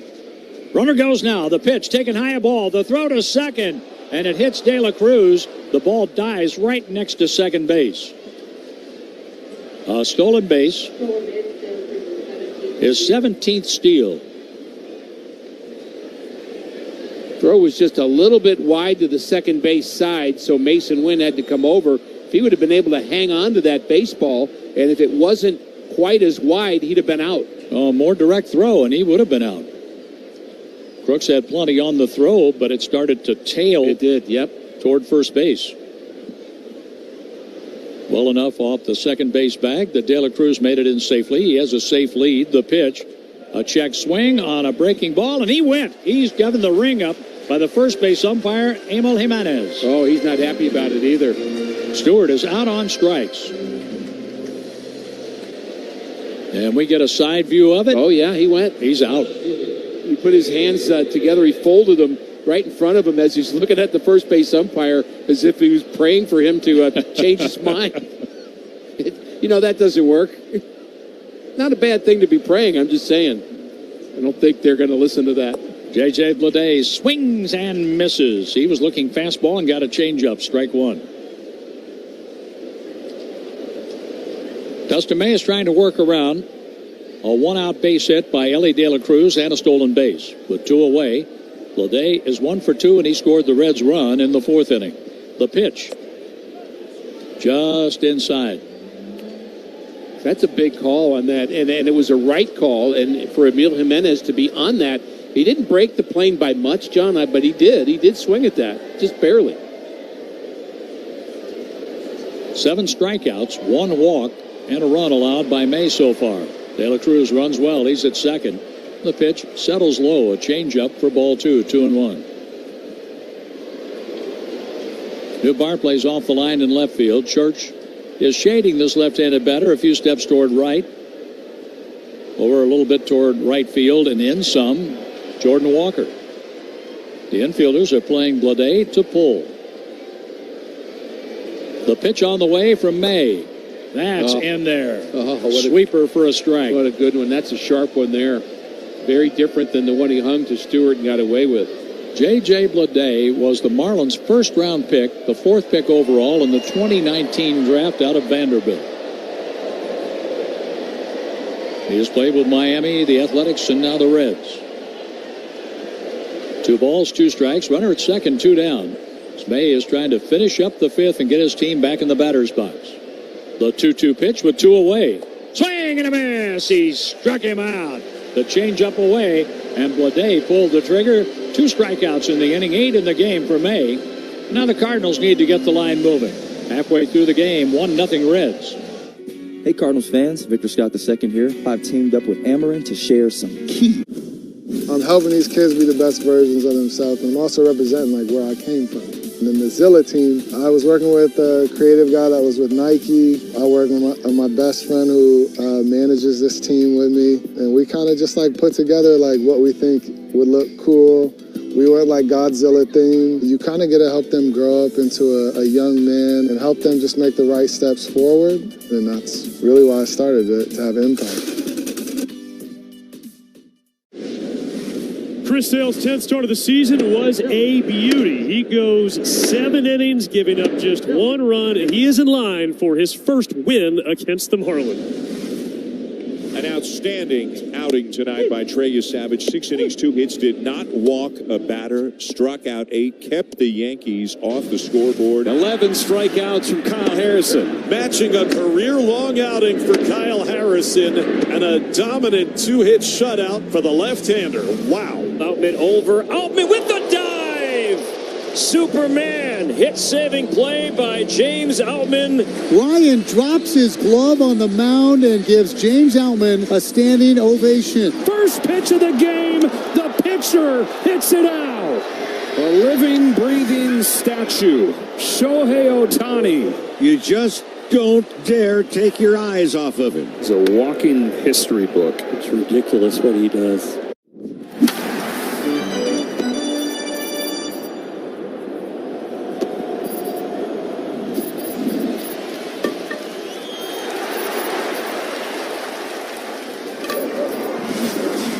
TV is for. Don't save money pretending to go to the game. You could save hundreds by switching to Progressive. Get a quote at Progressive.com. Progressive Casualty Insurance Company, affiliates, and other insurers. Not available in all states or situations. Brett Lauder deals ball one to Cardinal DH and cleanup hitter Ivan Herrera. The Cardinals trail 1-0 as they bat in the 5th inning. Herrera, Nootbaar, and Wem will try to get the line moving. The pitch in there for a strike. Lauder has gone as far as 6 2/3 innings in a game this year. He's pitching in the 5th. He worked 3 innings against the Cardinals here in St. Louis on June 7th. The Cardinals won that game, but he didn't figure in the decision. There's a ball that's hit foul off the end of the bat and caught by Stubby Clapp, the Cardinal first base coach. That was a little spinner off the end of the bat. 1-2. Herrera with the wide open stance, number 48 on the Red City Connect jersey. The pitch outside, 2 balls, 2 strikes. Herrera, an all-star as a designated hitter.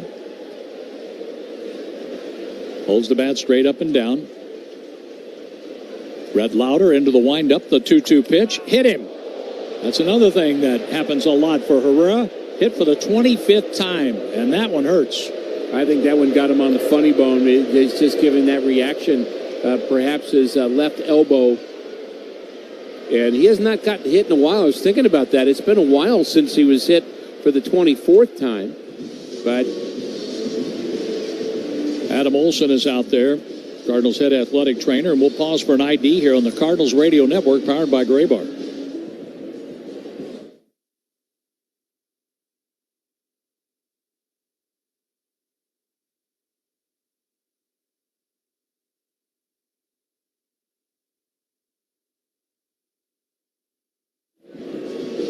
The Cardinals Caring for Kids campaign is underway right now, giving fans the chance to support local kids by bidding on unforgettable Cardinals experiences like meeting Cardinals manager Ollie Marmol. Learn more at cardinals.com/caringforkids. That's cardinals.com/caringforkids.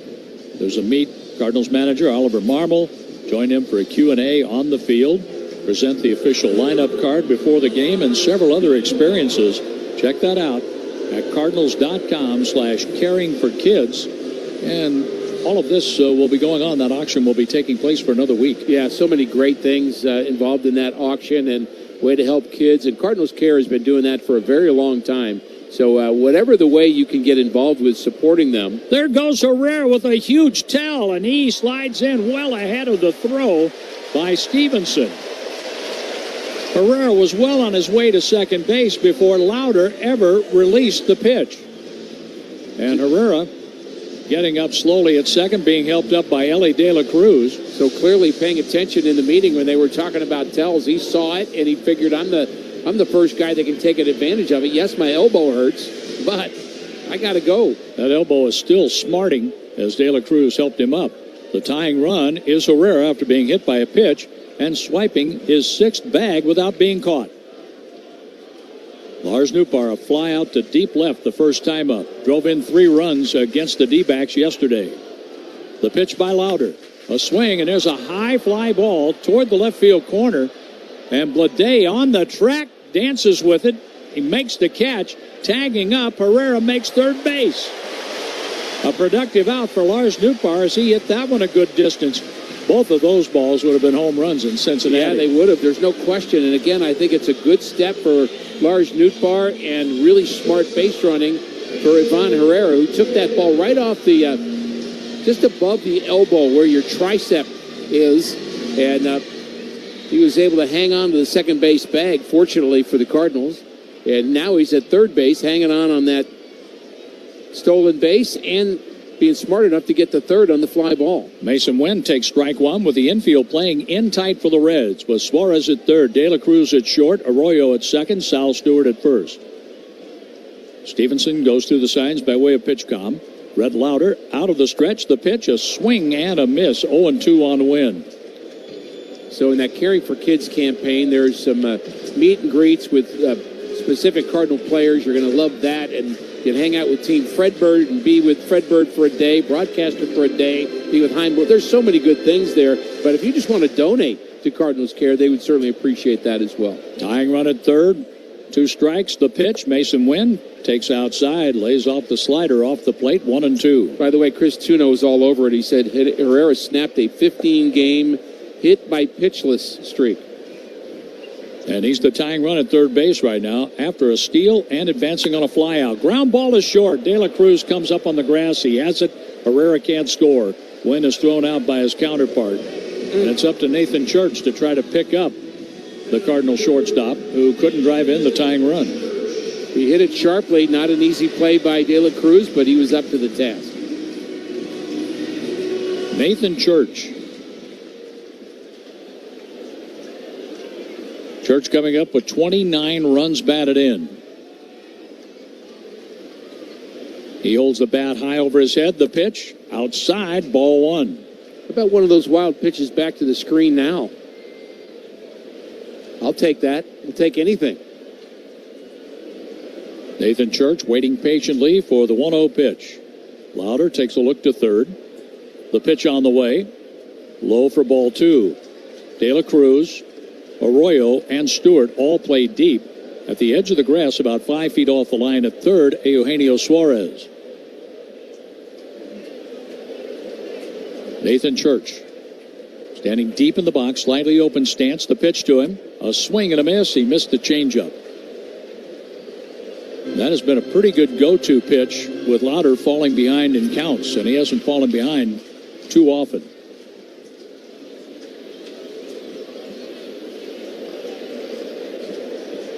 The 2-1 inside, ball three.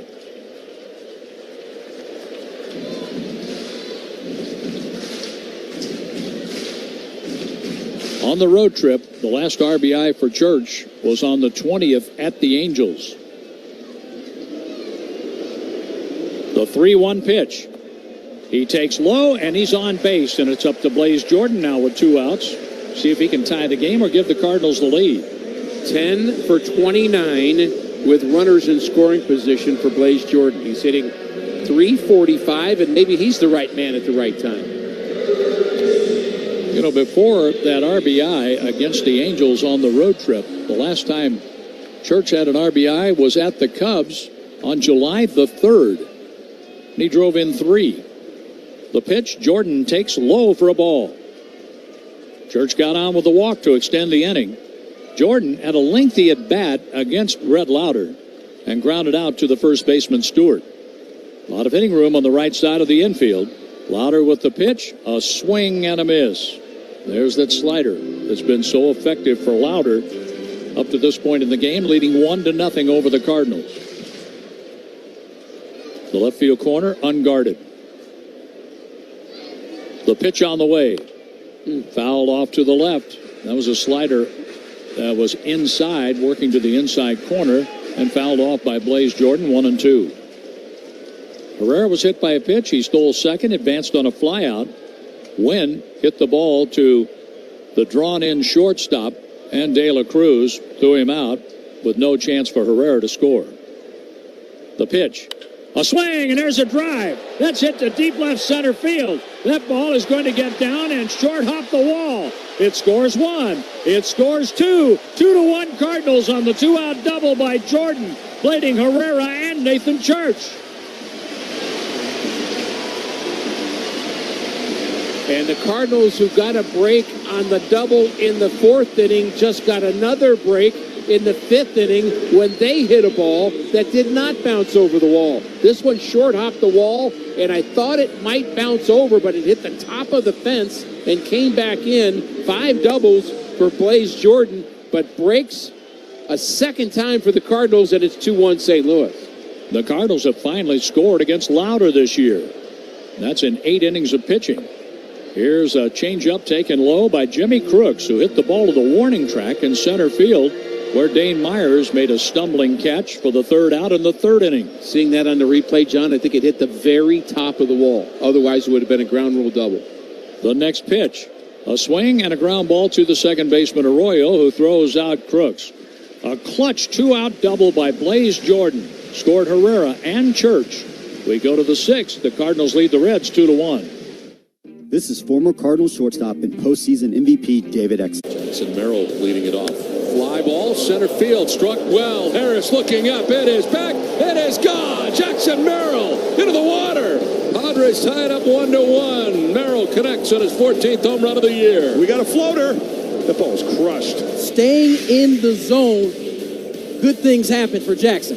449 feet into the fountain in the batter's eye. Do you believe in Merrill Coles?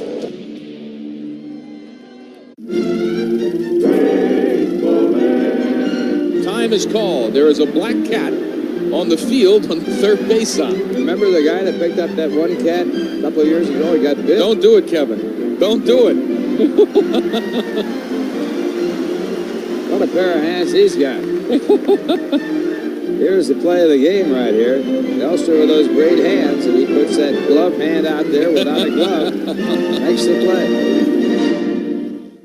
Puedes ser el dueño de grandes momentos del béisbol. MLB Auction te permite participar en la subasta de bates, bolas y jerseys autografiados, con artículos de tus equipos de grandes ligas favoritos, leyendas y jugadores. Visita auctions.mlb.com.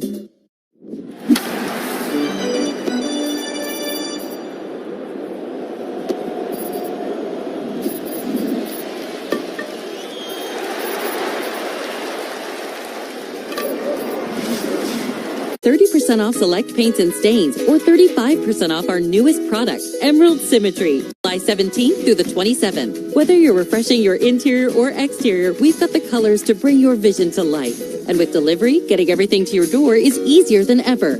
Shop online to have it delivered or visit your neighborhood Sherwin-Williams store. Retail sales only. Some exclusions apply. See store for details. Delivery available on qualifying orders.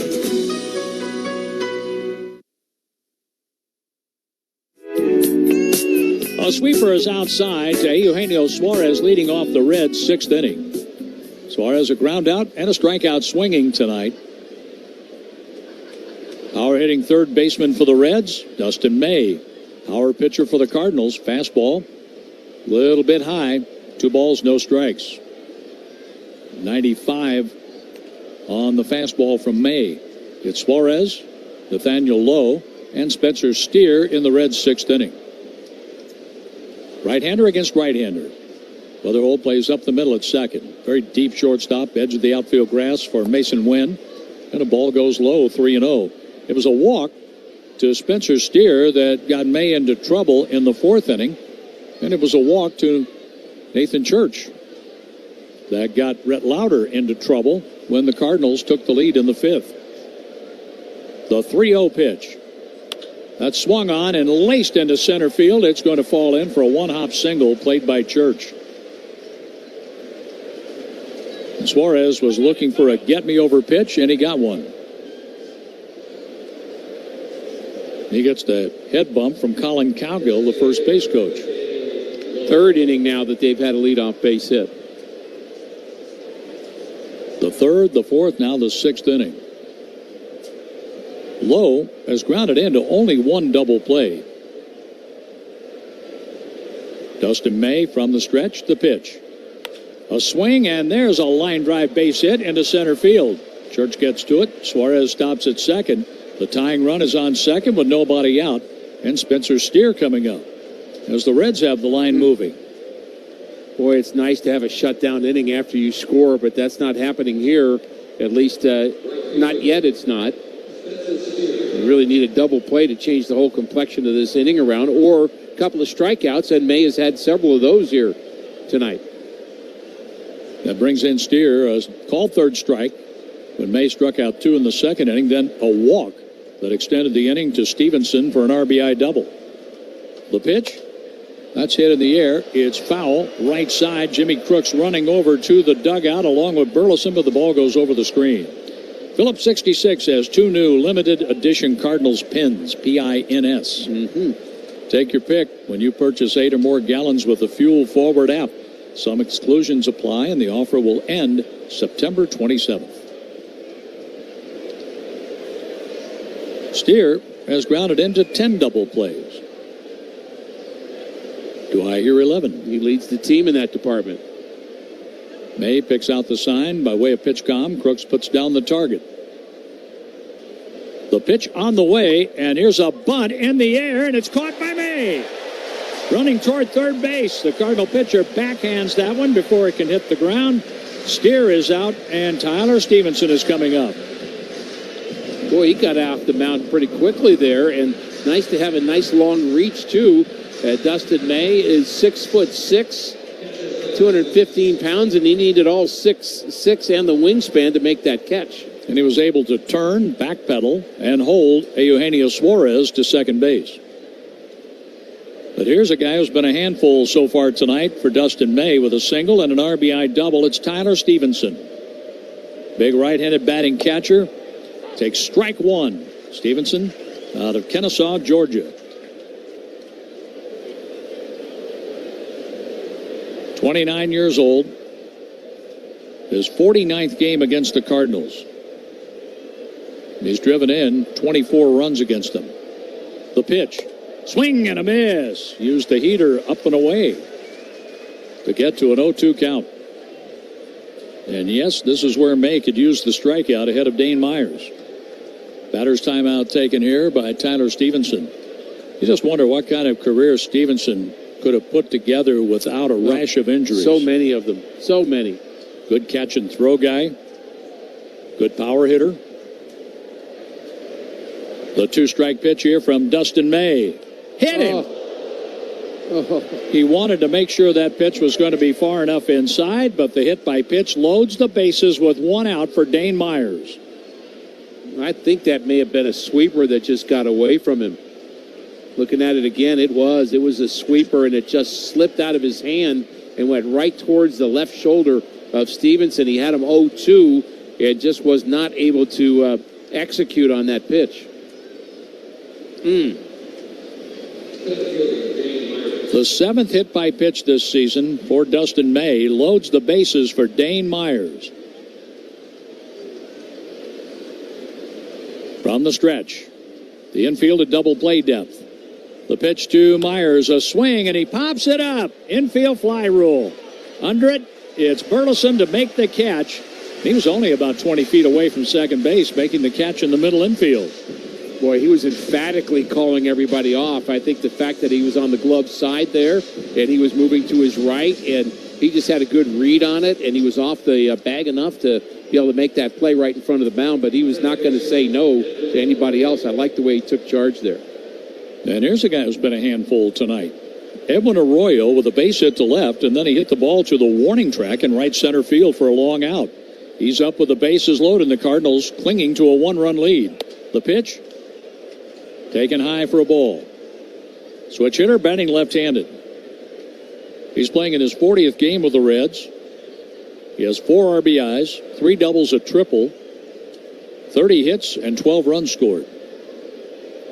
The pitch to Arroyo. He swings late, fouling it back to the screen. 1 ball and 1 strike.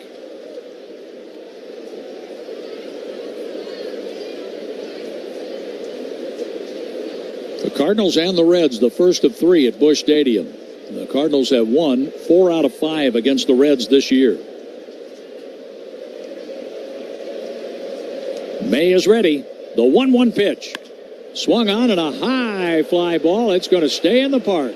Under it, Nathan Church in left center. He has it. The Reds leave the bases loaded. The Cardinals come up in the 6th, leading 2-1. In Cardinals country, your home deserves local experts who show up like neighbors. Jack Leiter making his season debut. He's 148K, second among all AL rookies. Jack's 2-2, and a swing and a miss. There's his first strikeout of the season. He gets Mayo for the second out of the inning. That'd be the way to pitch. Here's the 3-2.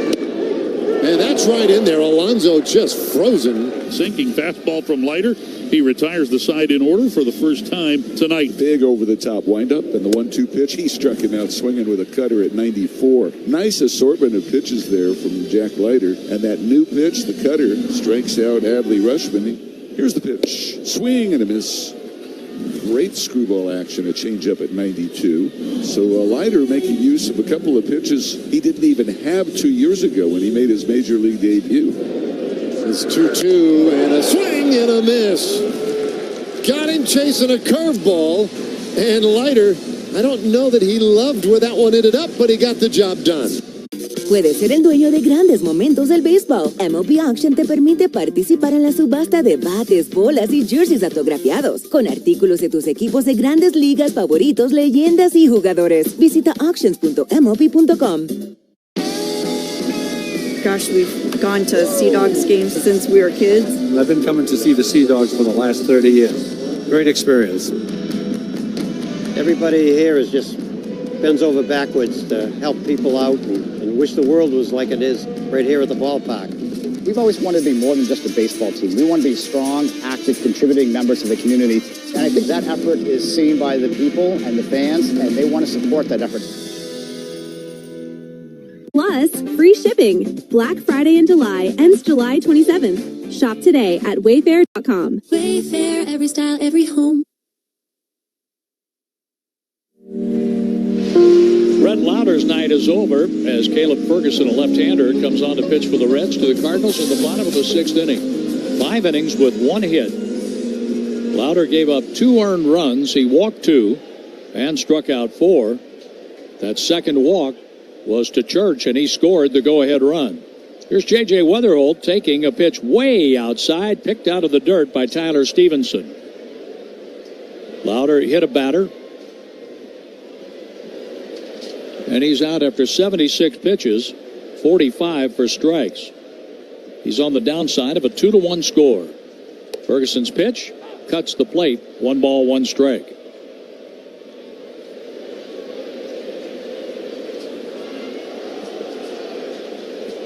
Ferguson works out of the stretch all the time. Weatherholt takes outside. Cutter off the plate for ball 2. Ferguson got a little attention this week because of something that he did when a ball was hit and the umpire was in the way of his fielder. And I'll tell you more about that here after this pitch. The 2-1. Ball 3 high. And he had some choice words to say to the umpire, which weren't very nice and weren't very flattering, but he got caught, and the lip readers had fun with that, and he did. And I think important, talking to the Reds guys, he went to the umpire and apologized the next day. So that's the good part. The 3-1 is fouled back and out of play. Ferguson in 21 outings. This is number 22 for him. 1-0 with a 3.98 earned run average. He has 1 save and a couple of holds. 20 1/3 innings, 23 hits allowed. The 3-2 pitch here. And that's taken for ball 4 and no challenge. A leadoff walk in the 6th inning, the second time Weatherholt has walked in 3 trips to the plate. I'm starting to think that Weatherholt has as good an idea of the strike zone as Lars Nootbaar has. I mean, they're both really good, but I feel like his is equal to Lars. Weatherholt, in walking twice tonight, has walked 44 times. The rookie takes his lead at first base. Jordan Walker is grounded into a double play and struck out. He checks his swing, taking a cutter low and in, and on the appeal, no swing. Looking over Ferguson's numbers, 20 1/3, 23 hits, 9 earned runs, 3 homers allowed. He's walked 10 now, striking out 20, and the opponents hit 284 against him. A look to first in the pitch. There's a high pop-up, first base side. Over in foul territory on the track, Stewart has a play and makes the catch. Jordan is 0 for 3 tonight. And brings in Alec Burleson, lefty against lefty. For nearly a century, Ted Drewes has been serving its famous frozen custard. Try an inspired flavor combination or create your very own. Ted Drewes, unmatched quality, unforgettable taste. Open daily at 6726 Chippewa on Old Route 66. 2 strikeouts for Burley tonight against the right-hander Lauder. Now he faces a lefty. Ferguson looks to first and deals. Outside. I think he's happy to see somebody other than Lauder, even if he is left-handed. Burley obviously not having as much success this season against lefties, but more lately. 12 hits in the last 31 at-bats for Alec Burleson. The pitch. High for ball 2. 2 balls, no strikes. Ferguson staring in. He wanted that call. Just missed wide on pitch 1. And then a little bit up on pitch 2. The 2-0 offering for the Cardinal first baseman. A swing and a miss. 2-1. Burleson has hit 15 home runs, driving in 69.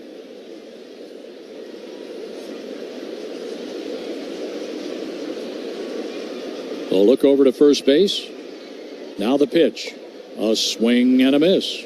2-2. Burleson last homered against Milwaukee right here on the 8th of July. Reds have walked more batters than any pitching staff in the National League. And a walk hurt him last inning. Love to see a walk hurt him this inning, too. Burleson, a foul ball straight back, stays alive at 2 balls, 2 strikes with 1 out in the 6th. Walk to Nathan Church, and then Blaze Jordan, who got behind in the count, laced a double to the gap in left center. The ball hopped off the track and high off the wall, staying in the park, allowing Church time to come on around and score the go-ahead run. Here's a pitch outside, and that gets away from Stevenson. Down to second, J.J. Weatherholt. He just boxed that, didn't he? I'm not sure whether that was a different pitch than he thought. It's called a wild pitch, but I think he just missed it. Ferguson gets charged with a wild pitch. Weatherholt in scoring position now with a 3-2 pitch coming up for Burleson, and Ivan Herrera on deck. Ferguson is ready. Out of the high set, he deals. There's a ground ball foul going past Stubby Clapp over toward the Cardinal dugout.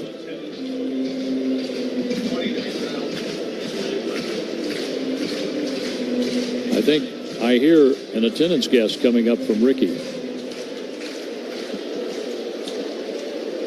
3-2, 1 out. A lead at second for Weatherholt. De La Cruz is trying to shorten that lead, playing behind him. Ferguson from the high set, the pitch. A swing and a ground ball to the second baseman, Arroyo. He throws out Burleson over to third. Weatherholt with 2 gone. Would you believe 29,900? Not 29,901? Nope. 2? Nope. Staying right at an even 900. Just to make it easier. And with the right-handed batter coming up, Ivan Herrera, we're going to have a pitching change brought to you by Goodwill. Terry Francona comes out to make the move. Give hope, give local, give Goodwill. We'll give you a break right here.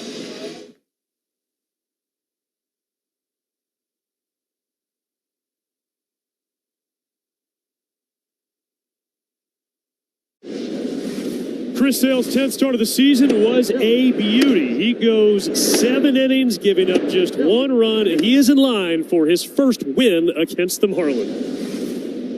An outstanding outing tonight by Trey Savage. 6 innings, 2 hits, did not walk a batter, struck out 8, kept the Yankees off the scoreboard. 11 strikeouts from Kyle Harrison. Matching a career-long outing for Kyle Harrison and a dominant 2-hit shutout for the left-hander. Wow. Outman over. Outman with the dive! Superman hit-saving play by James Outman. Ryan drops his glove on the mound and gives James Outman a standing ovation. First pitch of the game, the pitcher hits it out. A living, breathing statue, Shohei Ohtani. You just don't dare take your eyes off of him. It's a walking history book. It's ridiculous what he does. The bubblegum blowing contest. It was fun. It was at a time when Topps included bubblegum in their baseball cards, and that was the gum we used. These are all my baseball cards. The Topps one is right there. It's developed into somewhat of a big nostalgic thing, and there are a lot of people that, you know, that's one of their favorite baseball cards. It's kind of crazy.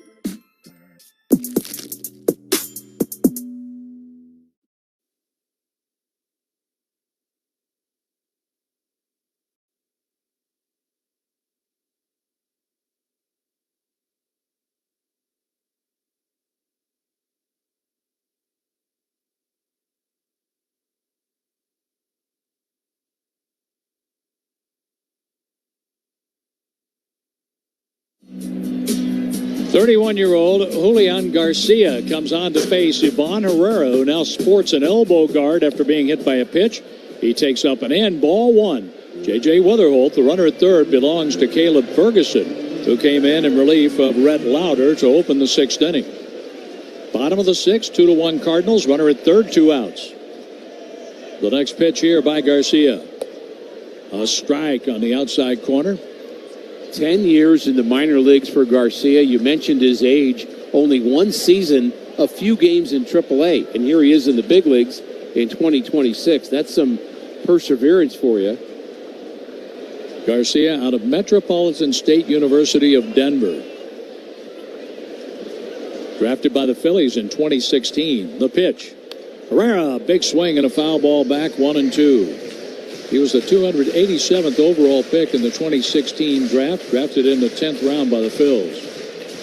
Born in Fort Collins, Colorado. 0-2 major league record with a 3.21 ERA. Weather hold over at third, 2 outs. The pitch. Way outside. 2 balls and 2 strikes on the Cardinal DH tonight. Ivan Herrera.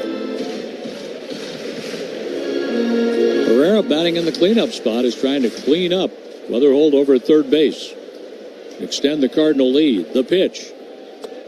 That's strike 3 called, and Herrera thought about challenging and then said no.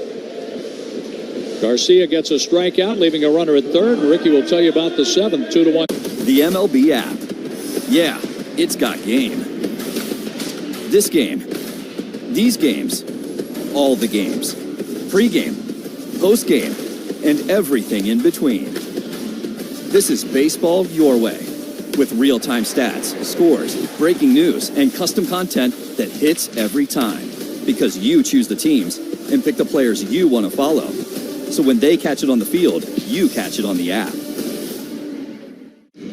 I'm Jonathan Mayo, and for more than 20 years, I've traced the path of baseball's rising stars, navigating the back roads of the national pastime and basking in the glow of small-town America's spirit, where the team is woven into the fabric of everyday life, where it's more than just a game. It's a celebration of the people, the traditions, and the culture that give these places their soul. This is Grassroots.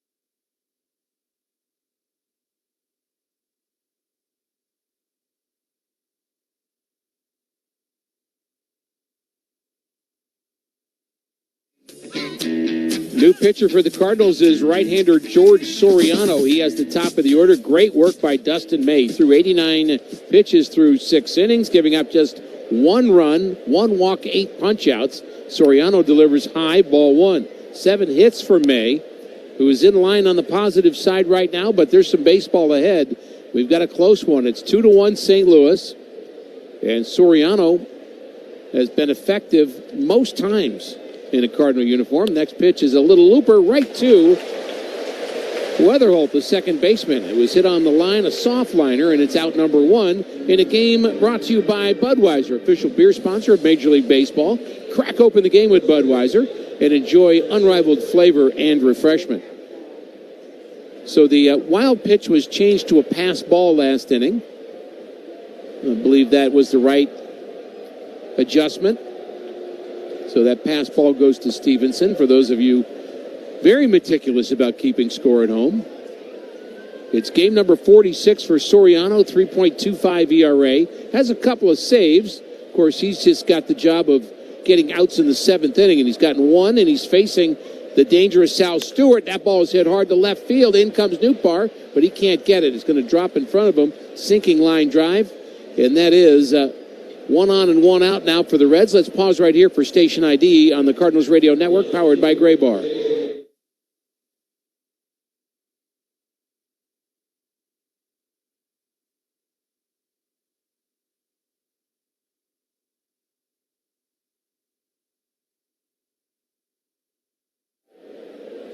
So Stewart, the runner at first base, runs well, and that ball's pulled foul down the right field line off the bat of J.J. Bleday. Edward Jones financial advisors are there for the moments that matter. Let them help you find your rich. Build a game plan to get you there. EdwardJones.com. They are a member of SIPC. We're in the top of the 7th inning. 2 runs on 1 Cardinal hit. How about that? That was the Blaze Jordan double that drove in 2 runs. 1 run on 8 hits for the Reds. And Bleday has one of them. He's at the plate. He scored their run. The pitch to him is hit high and deep down the right field line, but it's hooking foul. So you may remember the game in Los Angeles when the Cardinals were playing the Angels. The Cardinals won 3-2. This was on Monday night. It was game number 99 for the Cardinals, and they won a game when they only had 4 hits. And we remarked how unusual that is. And they haven't won this one yet, but they only have 1 hit, and they have the lead. There's a swing and a miss. Big-time changeup from Soriano, and he strikes out Bleday. And now he's going to face Eugenio Suarez. This will be his last batter, probably, if he gets him out. No action in the Cardinals' pen, but doubtful that he would go more than 1 inning. As we play here in the 7th, approaching the 7th inning stretch, Soriano would like to get us there quickly, up and in under the chin of Eugenio Suarez. Ball 1. Suarez 1 for 3 here tonight. Pretty much everybody has a hit or a walk for the Reds. Only Dane Myers is 0 for 3. Everybody else has something. Cardinals, not so much. There's a short lead, and long fly ball to left field. Did he get it? Yes, he did. He does it again. Suarez has been a Cardinal killer, and he hits a 2-run home run over the Reds bullpen in left field, and it's 3-2 Cincinnati. He continues to crush Cardinal pitching over the years. He's been something else. A slider, and he got all of it. I mean, he got all of it. We'll see what that one measured. 435 feet. A no-doubter. So the Cardinals are going to have to come back again, and it's Nathaniel Lowe who fouls one off. So no chance for a win for Dustin May. Again, a terrific start for him, a quality start. Only 1 run in 6 innings. But now the Cardinals are going to have to score some in the 7th, 8th, or 9th. How about all 3 of them? They're trailing by a run with Lowe at the plate, and the pitch to him is a called strike. Looked like a slider that just sat there from Soriano. Not his best, obviously. Didn't sit there long. No, it didn't. Newpar, Wynn, and Church due up in the bottom of the 7th inning. They've got a lefty, Burke, getting loose right now. The pitch is inside. They actually have 3 lefties, Brock Burke, Caleb Ferguson, and Sam Maul. And they've got 5 right-handers, but their bullpen, since the All-Star break, has struggled. A much higher ERA than the Cardinals' bullpen since the break, and it hasn't been good for St. Louis either. The 1-2 pitch, here it comes, and that ball is lifted into left field for a base hit. Took it the other way. I think that changeup might have been telegraphed a little bit by Soriano, slowed down his motion a bit. So the inning's not over yet, with Spencer Steer coming to the plate. He does not have a hit, but he has walked in this game. He was out trying to bunt his way on last time, popped it up to Dustin May. Well, yesterday the game got out of hand in the 8th and 9th, with the Diamondbacks scoring 5 in the 8th and 1 in the 9th inning in a 10-6 win. Soriano delivers, and that's a strike. 95 on the sinker to Spencer Steer. Cardinals are going to have to figure out the last few innings, get back in that mojo again. Next pitch is grounded towards third, handled by Jordan. He goes to second, gets the lead runner there, and that sends us to the 7th inning stretch. But damage done here for the Reds as we do go to the 7th inning stretch presented by Spectrum, built for big moments. Here for St. Louis, the Cardinals trailing now halfway. some overnight oats right before the game. My teammates look at me like, what are you doing, dude? My mom's cooking, probably. She makes some good. She's got a tuna fish casserole. That's pretty good. I went 5 for 5. I need to eat the same thing. Last time, Saturday, I ate arepa with eggs, and then next day, I got to eat arepa with eggs. So my mom make it for me, and then when my mom is with me, everything's good. I save a lot of money. Estamos lindos. All your favorite games from MLB Play are back. Bigger, bolder, and better than ever. Test your skills with daily puzzles like MLB Pickle, the Ultimate Mystery Player Challenge, and Immaculate Grip, where stats and strategy collide. Then in Spinball, build your roster, take on your friends, and compete for the weekly prize. Or be the first to beat the streak and hit your way to the $5.6 million jackpot. Plus, the all-new Daily Walk-Off. Lock in your players by category for the walk-off win. The game's official home for games is MLB Play. Only on the MLB app and MLB.com.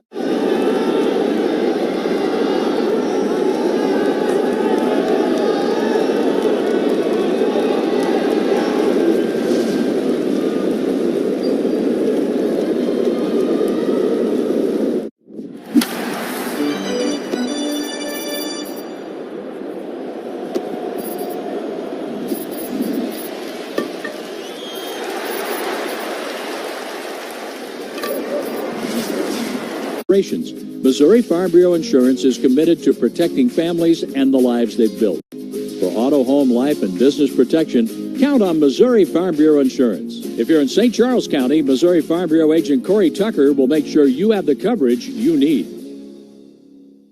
Hey, it's Steve Gorman. Speeding while driving gives you less time to react. Another car could turn out in front of you. A pedestrian could be walking their dog. Follow the speed limit to keep them safe. Speeding catches up with you. Paid for by NHTSA. Left-hander Brock Burke has the bottom of the seventh inning. Seventh inning stretch presented by Spectrum. It's internet, mobile, it's streaming TV, all from one place. The Reds took the lead in the top half of this inning on the two-run home run by Eugenio Suarez as Burke misses outside for a ball. His number's very good this year, 2.79 ERA, and he was pretty good last year, too, for the Angels. 7-1 out of their bullpen, 3.36 ERA, and his next delivery is low. He had some rough years with the Texas Rangers. Actually had a good year with them, but then had two really bad ones, and then had to kind of start over again, and the Angels have kind of resurrected his career, and he's doing well in Cincinnati. The lefty delivers a 2-0 pitch. That's grounded to the right side, and that's going to be handled by the first baseman, Stewart. He takes it himself, and Newpar is retired, 3 unassisted. Score big on authentic gear at MLBshop.com, from official jerseys and memorabilia to hats and hoodies. Visit MLBshop.com/Cardinals. So the Cardinals with just one hit in this game. Ryan Stanek back throwing for the Cardinals in their pen. Looks like he will have the 8th inning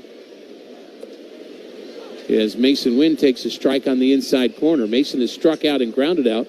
Cardinals have got their runs in the 5th inning with a hit by pitch. 2 outs later, they got a walk to Nathan Church, and then Blaze Jordan hit a double. There's a hard hit ball to center, but it's going to carry to the center fielder, Myers, for out number 2. So Mason's 0 for 3. Cardinals just can't buy a hit today. When the game is on the line, call the closer, Morgan & Morgan, America's largest injury law firm. Visit forthepeople.com. Morgan & Morgan, proud partner of your St. Louis Cardinals. And we are going to have a pinch hitter, and it will be Nelson Velasquez, which is going to create the obligatory mound visit. Velasquez will pinch hit for Nathan Church against the left-hander, so their pitching coach is Matt Tracy. He's out to remind the lefty, in case he hadn't thought about it, that might happen here. He is pitcher number 4, Brock Burke is, for the Reds. The starter, Lauder, went 5, gave up 1 hit and 2 runs. Caleb Ferguson. Then it was Julian Garcia. Now it's Burke. Pitching with 2 out, nobody on, to Velasquez. First pitch inside for a ball. Velasquez has the power to tie it, and that's what the idea is. That's how you're rolling the dice here. See if he can run into one. The 1-0 pitch to Velasquez is swung on and missed. He got a changeup from Burke. So Soriano went an inning, gave up 2 hits, make it 3 hits, and 2 runs on the 2-run home run, and had a punch-out.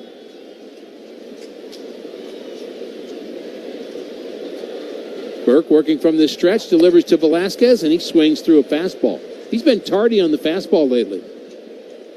Way late on that pitch that was up in the zone. Almost like he's looking off speed on every pitch. That would be my guess. What does he get here? The 1-2 pitch is a fastball right down the middle, and he strikes out. Not a good at-bat for Velasquez, and the Cardinals go very quietly. 1-2-3 here in the 7th. We're off to the 8th. John will have the play-by-play for you. The Cardinals are going to have to come. Te encantan los jugadores. Te encanta el juego. ¡Y se fue! Ahora puedes ser el dueño de grandes momentos del béisbol. MLB Auction te permite participar en la subasta de bates, bolas, jerseys autografiados y más, con artículos de tus equipos de grandes ligas favoritos, leyendas y jugadores agregados toda la temporada. Cada artículo es autenticado por MLB para asegurar que lo que llega directamente a tu hogar es original. ¿Quieres una parte del juego? Visita auctions.mlb.com. C.B. Buckner entertaining the crowd a little bit. Yeah, there you go. Chopper off the plate. That's a fair ball. Foul ball. Why is that a foul ball? Oh, that's why. Oh, my. The awkward look of the play continues. He is going to be a dead duck. What a slide.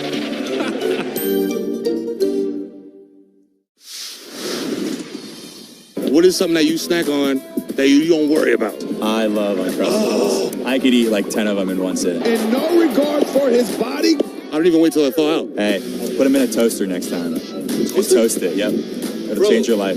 Yeah, just an incredible play by Riley Green. You're an all-star on the field and off, bro. I appreciate it. Hey, thank you. Riley Green, bro, food genius.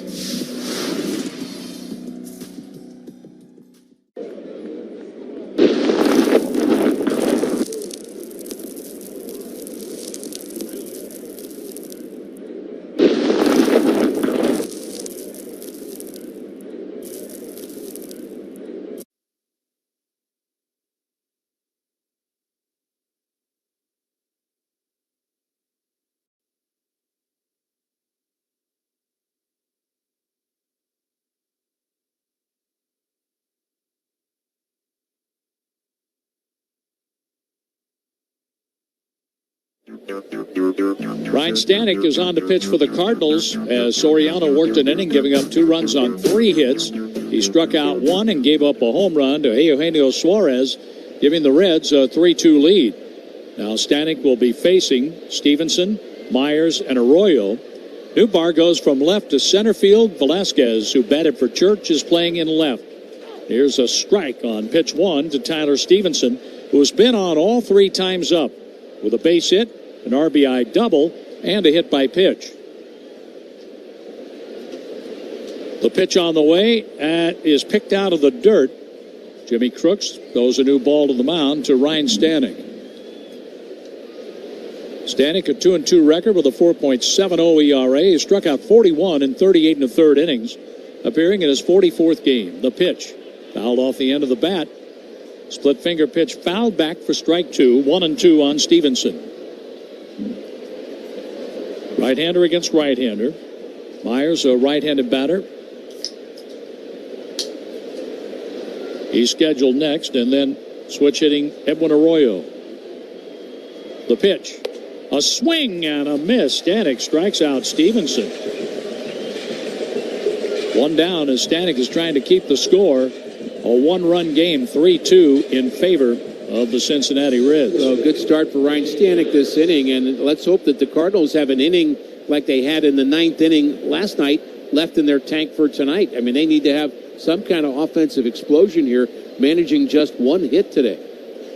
Here's Stanek with the pitch, and he pours in a strike, a 98-mile-an-hour fastball. On Friday, the 7th of August, the Cardinals play the Rockies. That night, fans will take home a Joe and Jack Buck bobblehead. That's courtesy of Ameren. Here's a check swing, and did the pitch hit him? The umpire is awarding a hit by pitch. And it's after Dane Myers told the home plate umpire, I was hit by the pitch. And Oliver Marmol is saying, wait a minute. He wants to check with the video room to make sure that was a hit by pitch. We get a look at it now here in the booth. Well, they either hit him or his bat, one of the two. And it hit his arm. It did hit his arm. I think they're going to be right on that. St. Louis is challenging the hit by pitch call on the field. Hard to tell on the first replay that I saw. St. Louis is challenging the catcher's interference. Oh, how about that? Interference was called, not a hit by pitch. Well, that's interesting. We get a side view of it right now.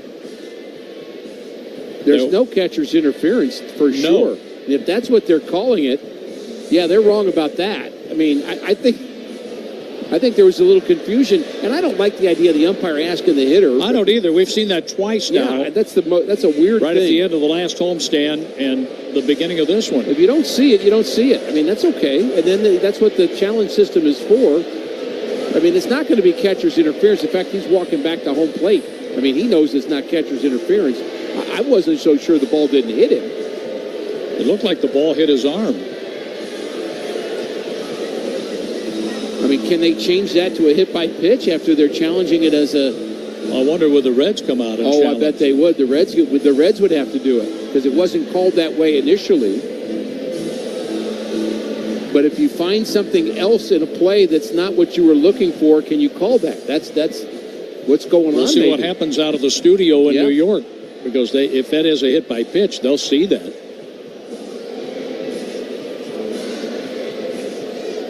And Terry Francona is... Well, he's shouting out to Doug Eddings. Well, I think Doug Eddings is saying the guy can't go back into the dugout. He needs to be back out here on the field because he's got to either be hitting because he just disappeared. Their batter is not there anymore.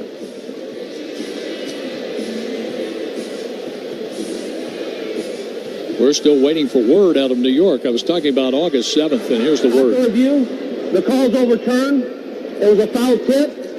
The count is 0-2. St. Louis will retain its challenge. Well, how about that? So to finish up, August 7th, Cardinals play the Rockies that night. Fans will take home a Joe and Jack Buck bobblehead, courtesy of Ameren. Tickets at cardinals.com/promotions. Dane Myers went back over to the on-deck area.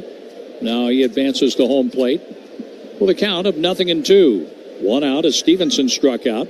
And Stanek is trying to do the same here with their 8th place hitter, Dane Myers.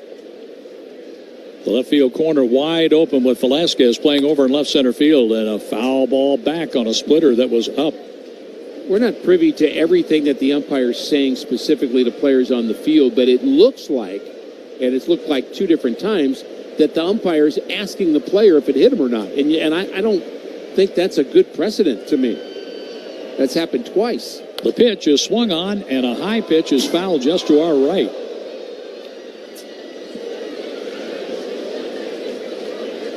Sounded like it hit my glove. 0-2 on Dane Myers, who started out in the Detroit organization, was picked up by Miami. You know, we used to say, made the big league level. That ball went over to Polo and Benji's booth. Yeah. There's a foul ball back to the screen, and it's still 0-2 on Myers. We used to say, was that a glove or a frying pan you were trying to catch that in? That's what it sounded like. Like talking about Dick Stewart and his fielding ability or lack thereof, winning the Iron Glove Award. Right. The 0-2 pitch way outside, 1 ball, 2 strikes. I had a Dick Stewart first baseman's mitt. And one of my friends said, really? That's made of leather? Never been used on the inside. The 1-2. A swing and a miss. Stanek has struck out 2 to open up the 8th. Our other line is, you should have kept the box and thrown away the glove. I used that a few times. I learned that from my friends at Clemson University. Oh, did you? Yeah, the teammates of mine in summer ball. That was one of their lines. They were pretty good at the jabbering. Here is Arroyo, 1 out of 3 tonight. The pitch, Stanek gets ahead with a foul ball over toward the Cardinal on deck circle. When the Cardinals come up in the bottom of the 8th, Blaze Jordan, who drove in 2 in the 5th inning, will be the leadoff batter. Jimmy Crooks to hit second and J.J. Weatherholt to bat third. Jose Fermin, Pedro Pajes available from the right side, and Brian Torres from the left. Pitch inside. Arroyo gets out of the way. Velasquez has been used as a pinch hitter. He was called out on strikes. He stayed in the game to play in left field. Arroyo with a 1-1 pitch coming his way. Outside, off Crooks' mitt. 2-1. The Cardinals split a doubleheader, winning 8-1 and losing 7-6 in 11 innings back on May 23rd at Great American Ballpark. There's a pitch that's taken just off the outside corner. Ball 3-1 on Arroyo with Ellie De La Cruz coming up. And Ellie De La Cruz has hit the ball hard 3 times tonight. See if Stanek can come back against the 9th place hitter Arroyo. Evan Arroyo hits that hard, picked on a hop by the first baseman. Burleson flips to Stanek just in time to get Arroyo. Arroyo bumps into Stanek, but both are okay. Good play by Burleson, taking extra. 2-run double.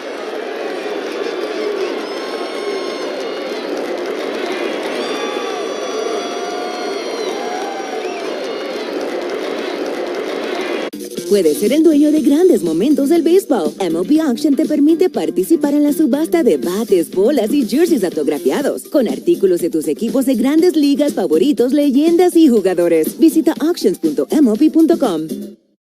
Let's head in the ballpark. Between the action, keep your eyes peeled for Mr. and Mrs. Met, and root hard for your favorite borough in the mascot race.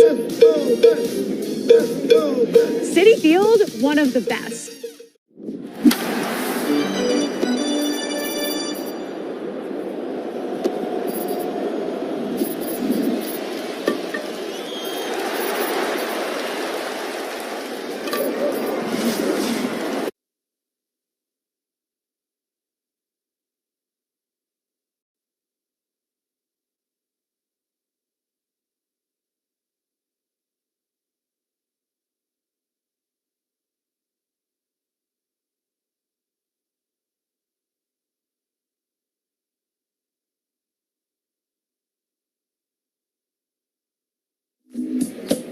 It's right-hander T.J. Antone pitching for the Reds. He's trying to protect a 3-2 lead as the Cardinals bat in the 8th inning, and a slider is called a strike.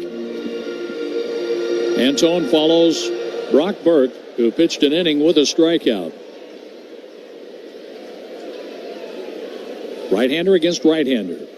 Antone's pitch, way outside, 1 ball, 1 strike. Burke got Newbar on a ground out. First base to the pitcher covering. Win on a fly out to center and a called third strike on pinch hitter Nelson Velasquez. Now Antone pitches to Blaze Jordan. Blaze swings and fouls it. Goes out of play off to our right. Maryville University uses the latest technology from data analytics, AI, and cybersecurity to prepare students for careers of the future.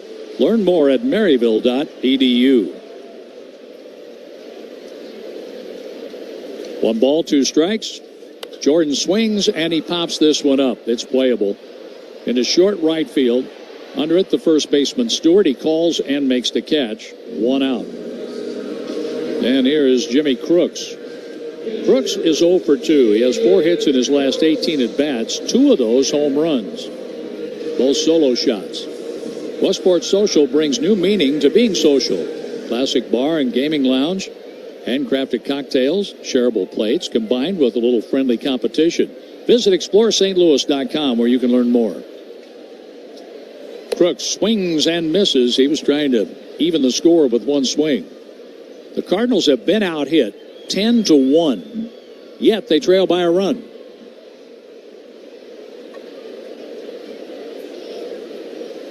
Crooks takes the batter's timeout. He's back in there with a 1-strike count.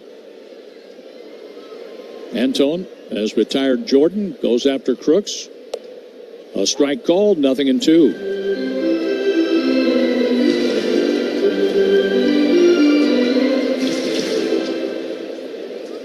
25-year-old catcher out of the University of Oklahoma, Jimmy Crooks, and now a mound visit.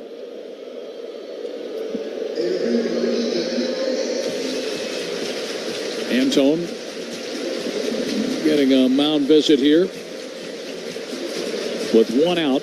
The Cardinals down by a run.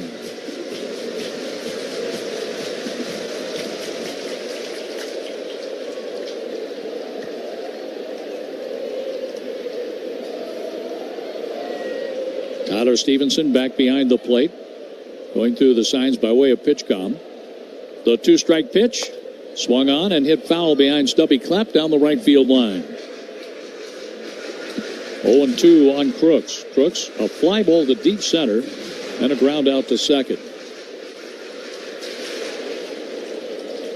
They play him to pull on the infield, a step or two toward left center field, giving up the right field line. Crooks takes a pitch in the dirt. He recognized the curveball, and that was going to be well out of the strike zone. You know, Mike Claiborne happens to be off today, but we want to let him know because he might be listening in. He often does when he's off, but we just want him to know that we miss him. We do. Not the same without Mike around here. Such a big part of our broadcast family. The 1-2 pitch, one out. Here it comes. Crooks swings and lines it into right center field. That's in the gap. It's going to the track. It's going to the wall. Crooks is the tying run at second with one out.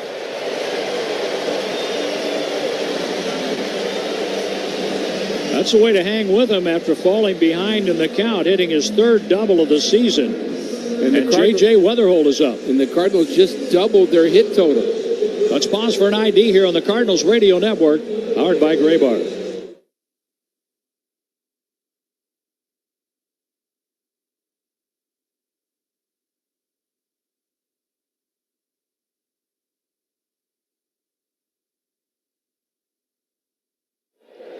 Jose Fermin is running at second base for Jimmy Crooks.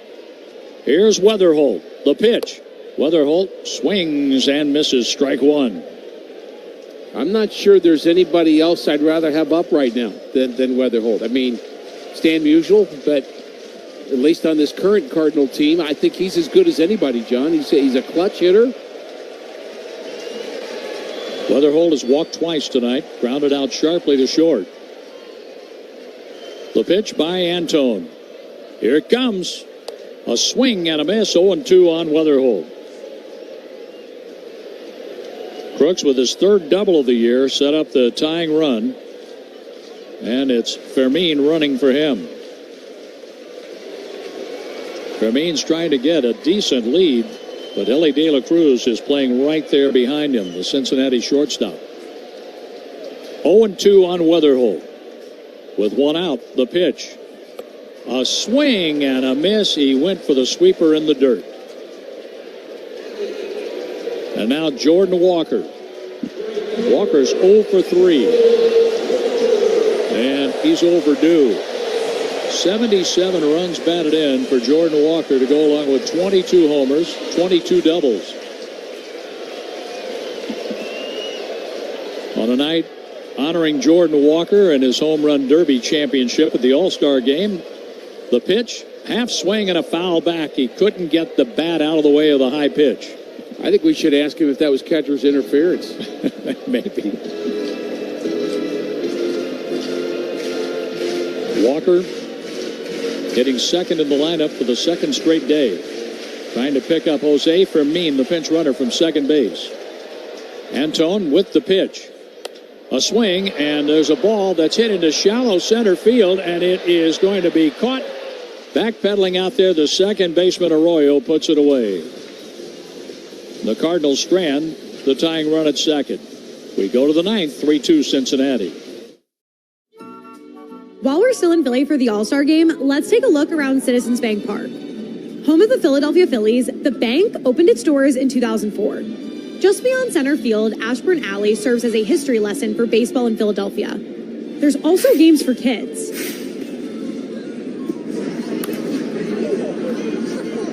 And tons of great restaurants.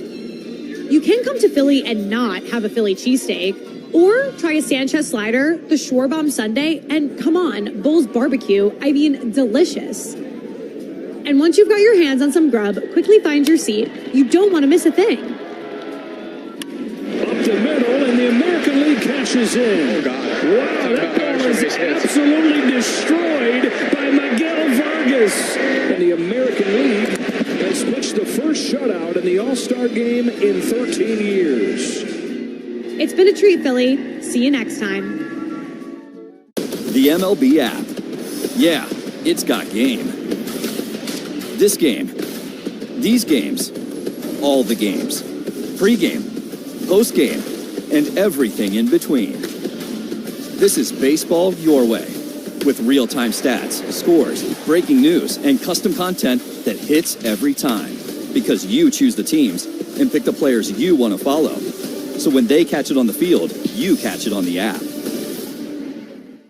Puedes ser el dueño de grandes momentos del béisbol. MLB Auction te permite participar en la subasta de bates, bolas y jerseys autografiados, con artículos de tus equipos de grandes ligas favoritos, leyendas y jugadores. Visita auctions.mlb.com. On Windows. It's in every memory, every celebration. Yeah, there's magic here. Can you feel it? Sign up for Cardinals checking with Central Bank and get a St. Louis Cardinals full zip vest and 2 game tickets. See Bank for details. Member FDIC. Luis Gastelum is the new pitcher, and he takes over for Ryan Stanek, who worked an inning, striking out 2. And it's the top of the order for the Reds in the 9th inning as they lead 3-2. Ellie De La Cruz goes after the first pitch, and it's fouled out of play off to the left. Gastelum is pitching in his 7th game, a 1-1 record with a 6 ERA. 8 hits allowed in 6 innings. The pitch way outside, missing with his changeup. Gastelum has given up 5 runs, 4 earned on 8 hits. He's allowed 3 homers, 1 walk, 7 strikeouts. Yeah, he's been okay except for the homers. Made some mistakes and did not get away with it. Ball 2 goes low, 2-1. And he doesn't want De La Cruz on base leading off the 9th. Trying to protect a 1-run game, trying to give his team a chance in the bottom of the 9th. The pitch, way outside, 3-1. And Gastelum wants a new baseball. He gets one from Pedro Paez.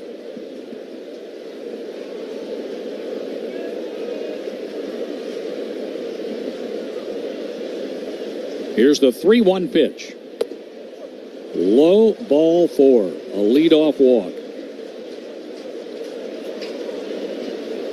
He's still trying to get his feet on the ground, isn't he? Yeah, he is. And, you know, the stuff's there. The changeup is going to be a big pitch for him. He's going to have a nice career, and all that's good. But, you know, he's just not quite, I'm not going to say confident, but it's just not all together yet at the big league level. I think it will get there.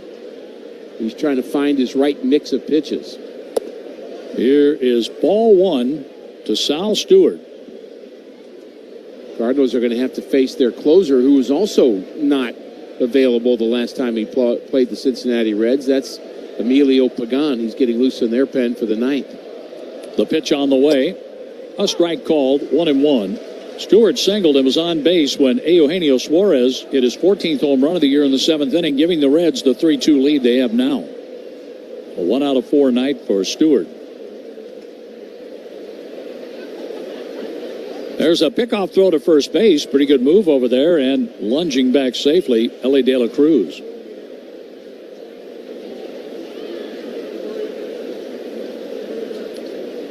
Gastelum listens in for the sign, holding the glove to his ear. Now from the stretch, the runner goes. The pitch is taken outside. The throw to second base, and safe.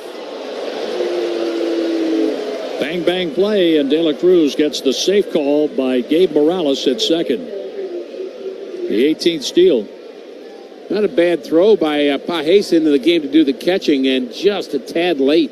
I mean, nothing he could have done about that. That's just the speed of Cruz, or De La Cruz, making that happen. Now Stewart with a runner at second, nobody out. The count 2-1 against the rookie right-hander Luis Gastelum. right-hander's pitch. Inside, and it goes to the screen. It's 3-1. I don't know how that missed. Stewart on to third. De La Cruz. I think the Cardinals would have been better off if it hit him. It would have been much better off. But that wild pitch follows the stolen base. Now runner at third and nobody out. I'm not so sure it didn't hit his shirt looking at the replay there. Can you challenge that it did hit him if you're Ollie Marmol? I think you can. I think you can, but no challenge. Infield in now. All-Star Stewart at the plate. A swing, and there's a base hit to left field, and the Reds lead by 2. The game got away late yesterday, and now the Reds have a 2-run lead with nobody out in the 9th inning tonight.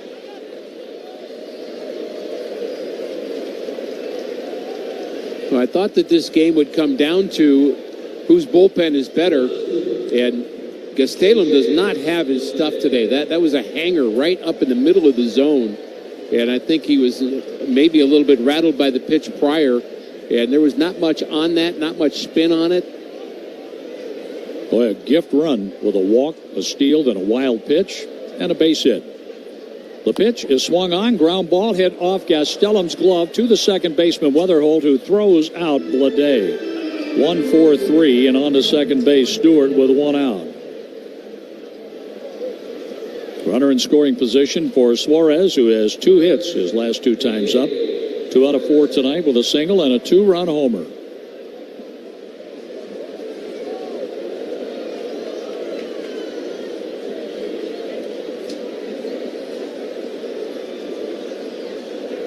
Gastelum with the pitch, a swing and a miss. Going for a changeup on the first offering. Not to belabor this point or even state the obvious, but I guess I'm doing both. The Cardinals miss Jojo Romero. The 1-strike pitch.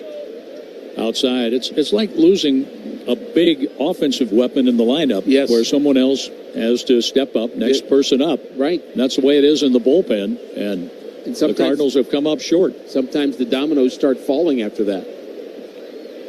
Runner at second, the 1-1 pitch. Outside, Suarez with a 2-1 count. I mean, it's opportunity for somebody, right? I mean, that's the good part.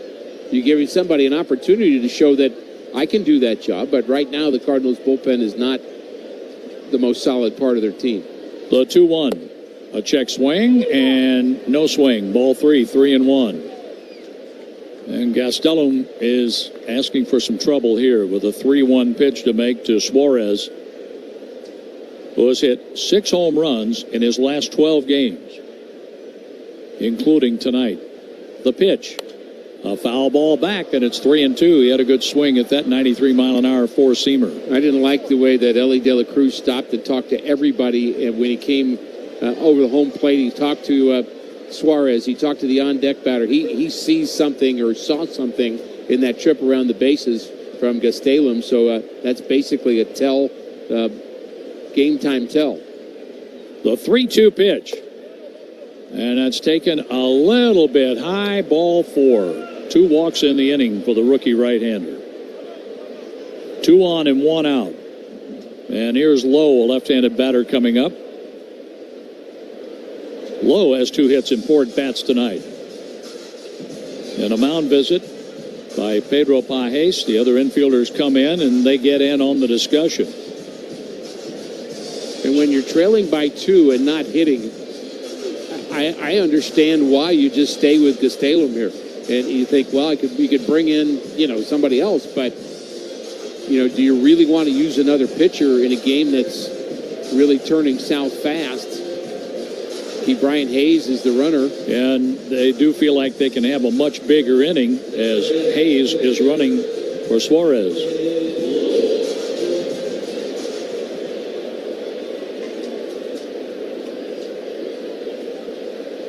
Here's Lowe with runners at first and second base. Hayes with a big lead. Burleson plays deep behind him, and the pitch in there for a strike. Hayes was out a good long time with a sore back. And he's the runner at first base. At second base, Sal Stewart, 1 out. The pitch, a half swing and a foul, and it's 0-2 on Nathaniel Lowe.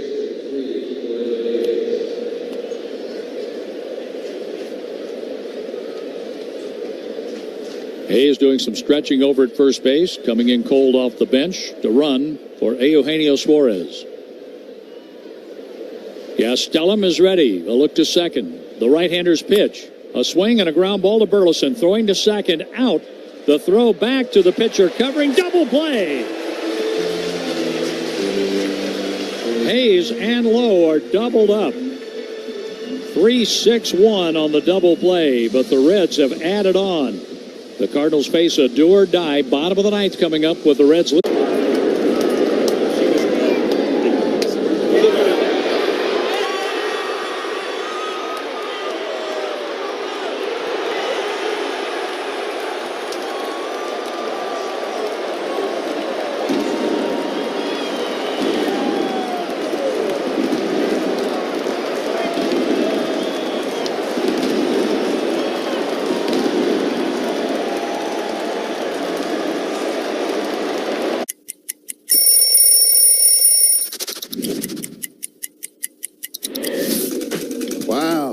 Old school D-backs jersey. This was our alternate jersey that we wore on Saturdays. I was the first team to wear the new colors. They called it Sedona Red. Don't mess up that color. Every time I wore this jersey, I would wear the high socks, black jersey, black hat.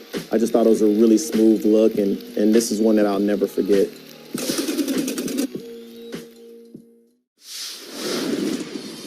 Talk to me. This is called a Crawford dog. Hamburger bun. Yes. 2 split top Angus beef hot dogs griddled on the skillet, on the plancha.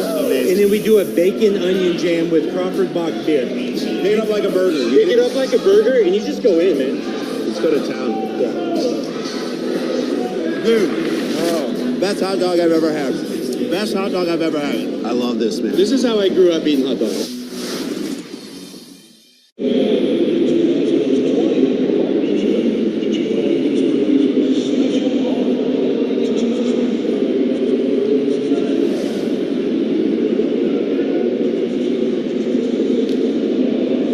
And over 10,000 amazing creatures swing from the ropes course high over the aquarium and get lost in our mirror maze. It's all here at St. Louis Union Station, where the journey is like no other. Create your new memories at stlouisunionstation.com.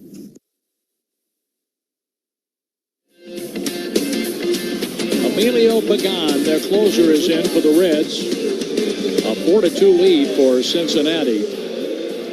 Pagan was out with a left hamstring strain. He went on the 6th of May. He's back now on the pitch. Burleson, a big swing and a foul ball back. I've always said the runs 7th inning on are hard to get back. Oh, yeah. Well, the Reds have put up 3 of those, with a homer by Suarez in the 7th, accounting for 2, and then De La Cruz getting on with a walk, a steal, a wild pitch, and then a base hit by Stewart made it the 4-2 lead the Reds have now. We're in the bottom of the 9th. There's a foul that goes off the screen above the Cardinal dugout. And Pagan is after his 10th save in 13 save opportunities.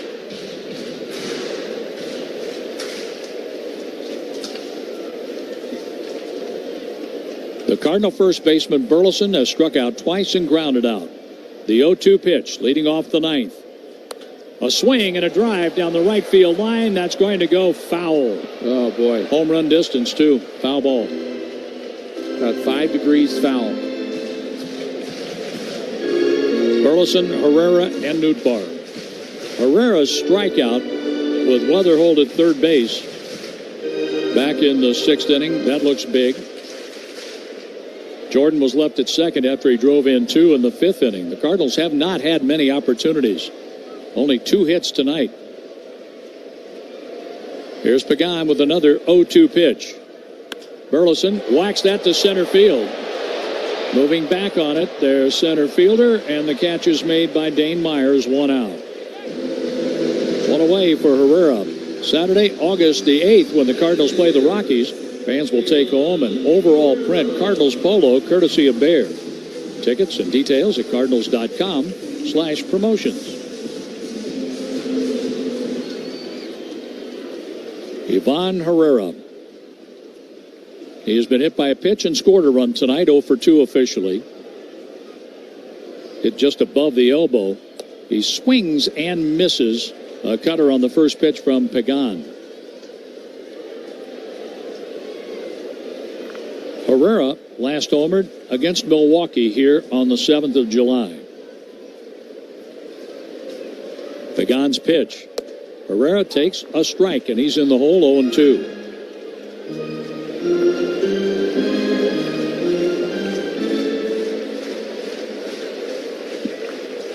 4-2 Cincinnati. One out in the Cardinals' 9th inning with nobody on base.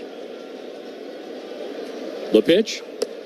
Right down the middle. Herrera is out on 3 pitches. Yeah, that one's hard to understand right there. That's an 0-2 pitch. I think that was middle. It was middle, 0-2. Clearly No swing. Looking for something else. And with Herrera going 0 for 3 tonight, he's 0 for his last 10. Well, here's Nootbaar with the Cardinals down to their last out. Lars is 0 for 3 tonight, checks his swing, and strike 1 is called on the outside half of the plate. The Cardinals got a double from Jimmy Crooks, but could not score in the 8th inning. They went out fast in the 7th. The pitch in the dirt, 1 ball, 1 strike. The pitcher of record on the plus side is Julian Garcia. He came in and struck out Herrera, called 3rd strike in the 6th inning, and then Suarez hit a 2-run homer in the 7th. The 1-1 pitch. Nootbaar takes a strike. 1 ball, 2 strikes with 2 outs, and the Cardinals are down to their last strike. The Reds are trying to win for the 2nd time in 6 games against the Cardinals in 2026. Pagan with the pitch. Nootbaar swings and misses. This ballgame has come to an end, and the Reds beat the Cardinals tonight 4-2. Ricky and I will talk about it after this.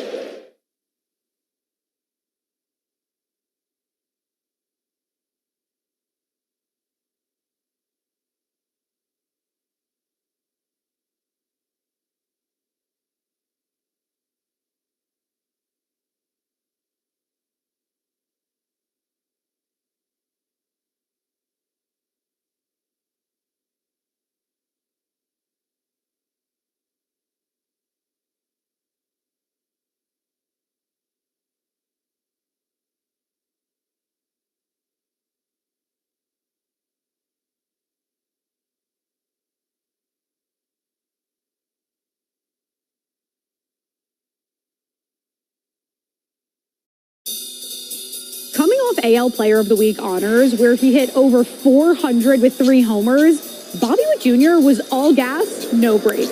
And grounded inside the bag and up the line. Played poorly off the sidewall by Carpenter. How far will Bobby go? And Vance Wilson is going to let him come to the plate. He is in there. To say Bobby is on a tear is an understatement. His gap-to-gap power and that lightning speed have him among the major league leaders in hits, stolen bases, and WAR. He also just happens to be one of baseball's premier defensive players. Goodness, that's why he's one of the best in the game. That is how you win a Gold Glove in back-to-back seasons, and last year earned a Platinum Glove. Baseball fans are bearing witness to something special. He's their go-to guy in all situations, whether it's defensively, offensively, running the bases, complete player. A primetime player in his prime. You could describe Tulsa as a big, small town or a small, big city. Tulsa is a very mixed city of arts and film and sports. I mean, it's a true melting pot of all kinds of things. Professional baseball in Tulsa, it's actually older than the state of Oklahoma. It's nice to play in front of, fans that you see on a daily basis.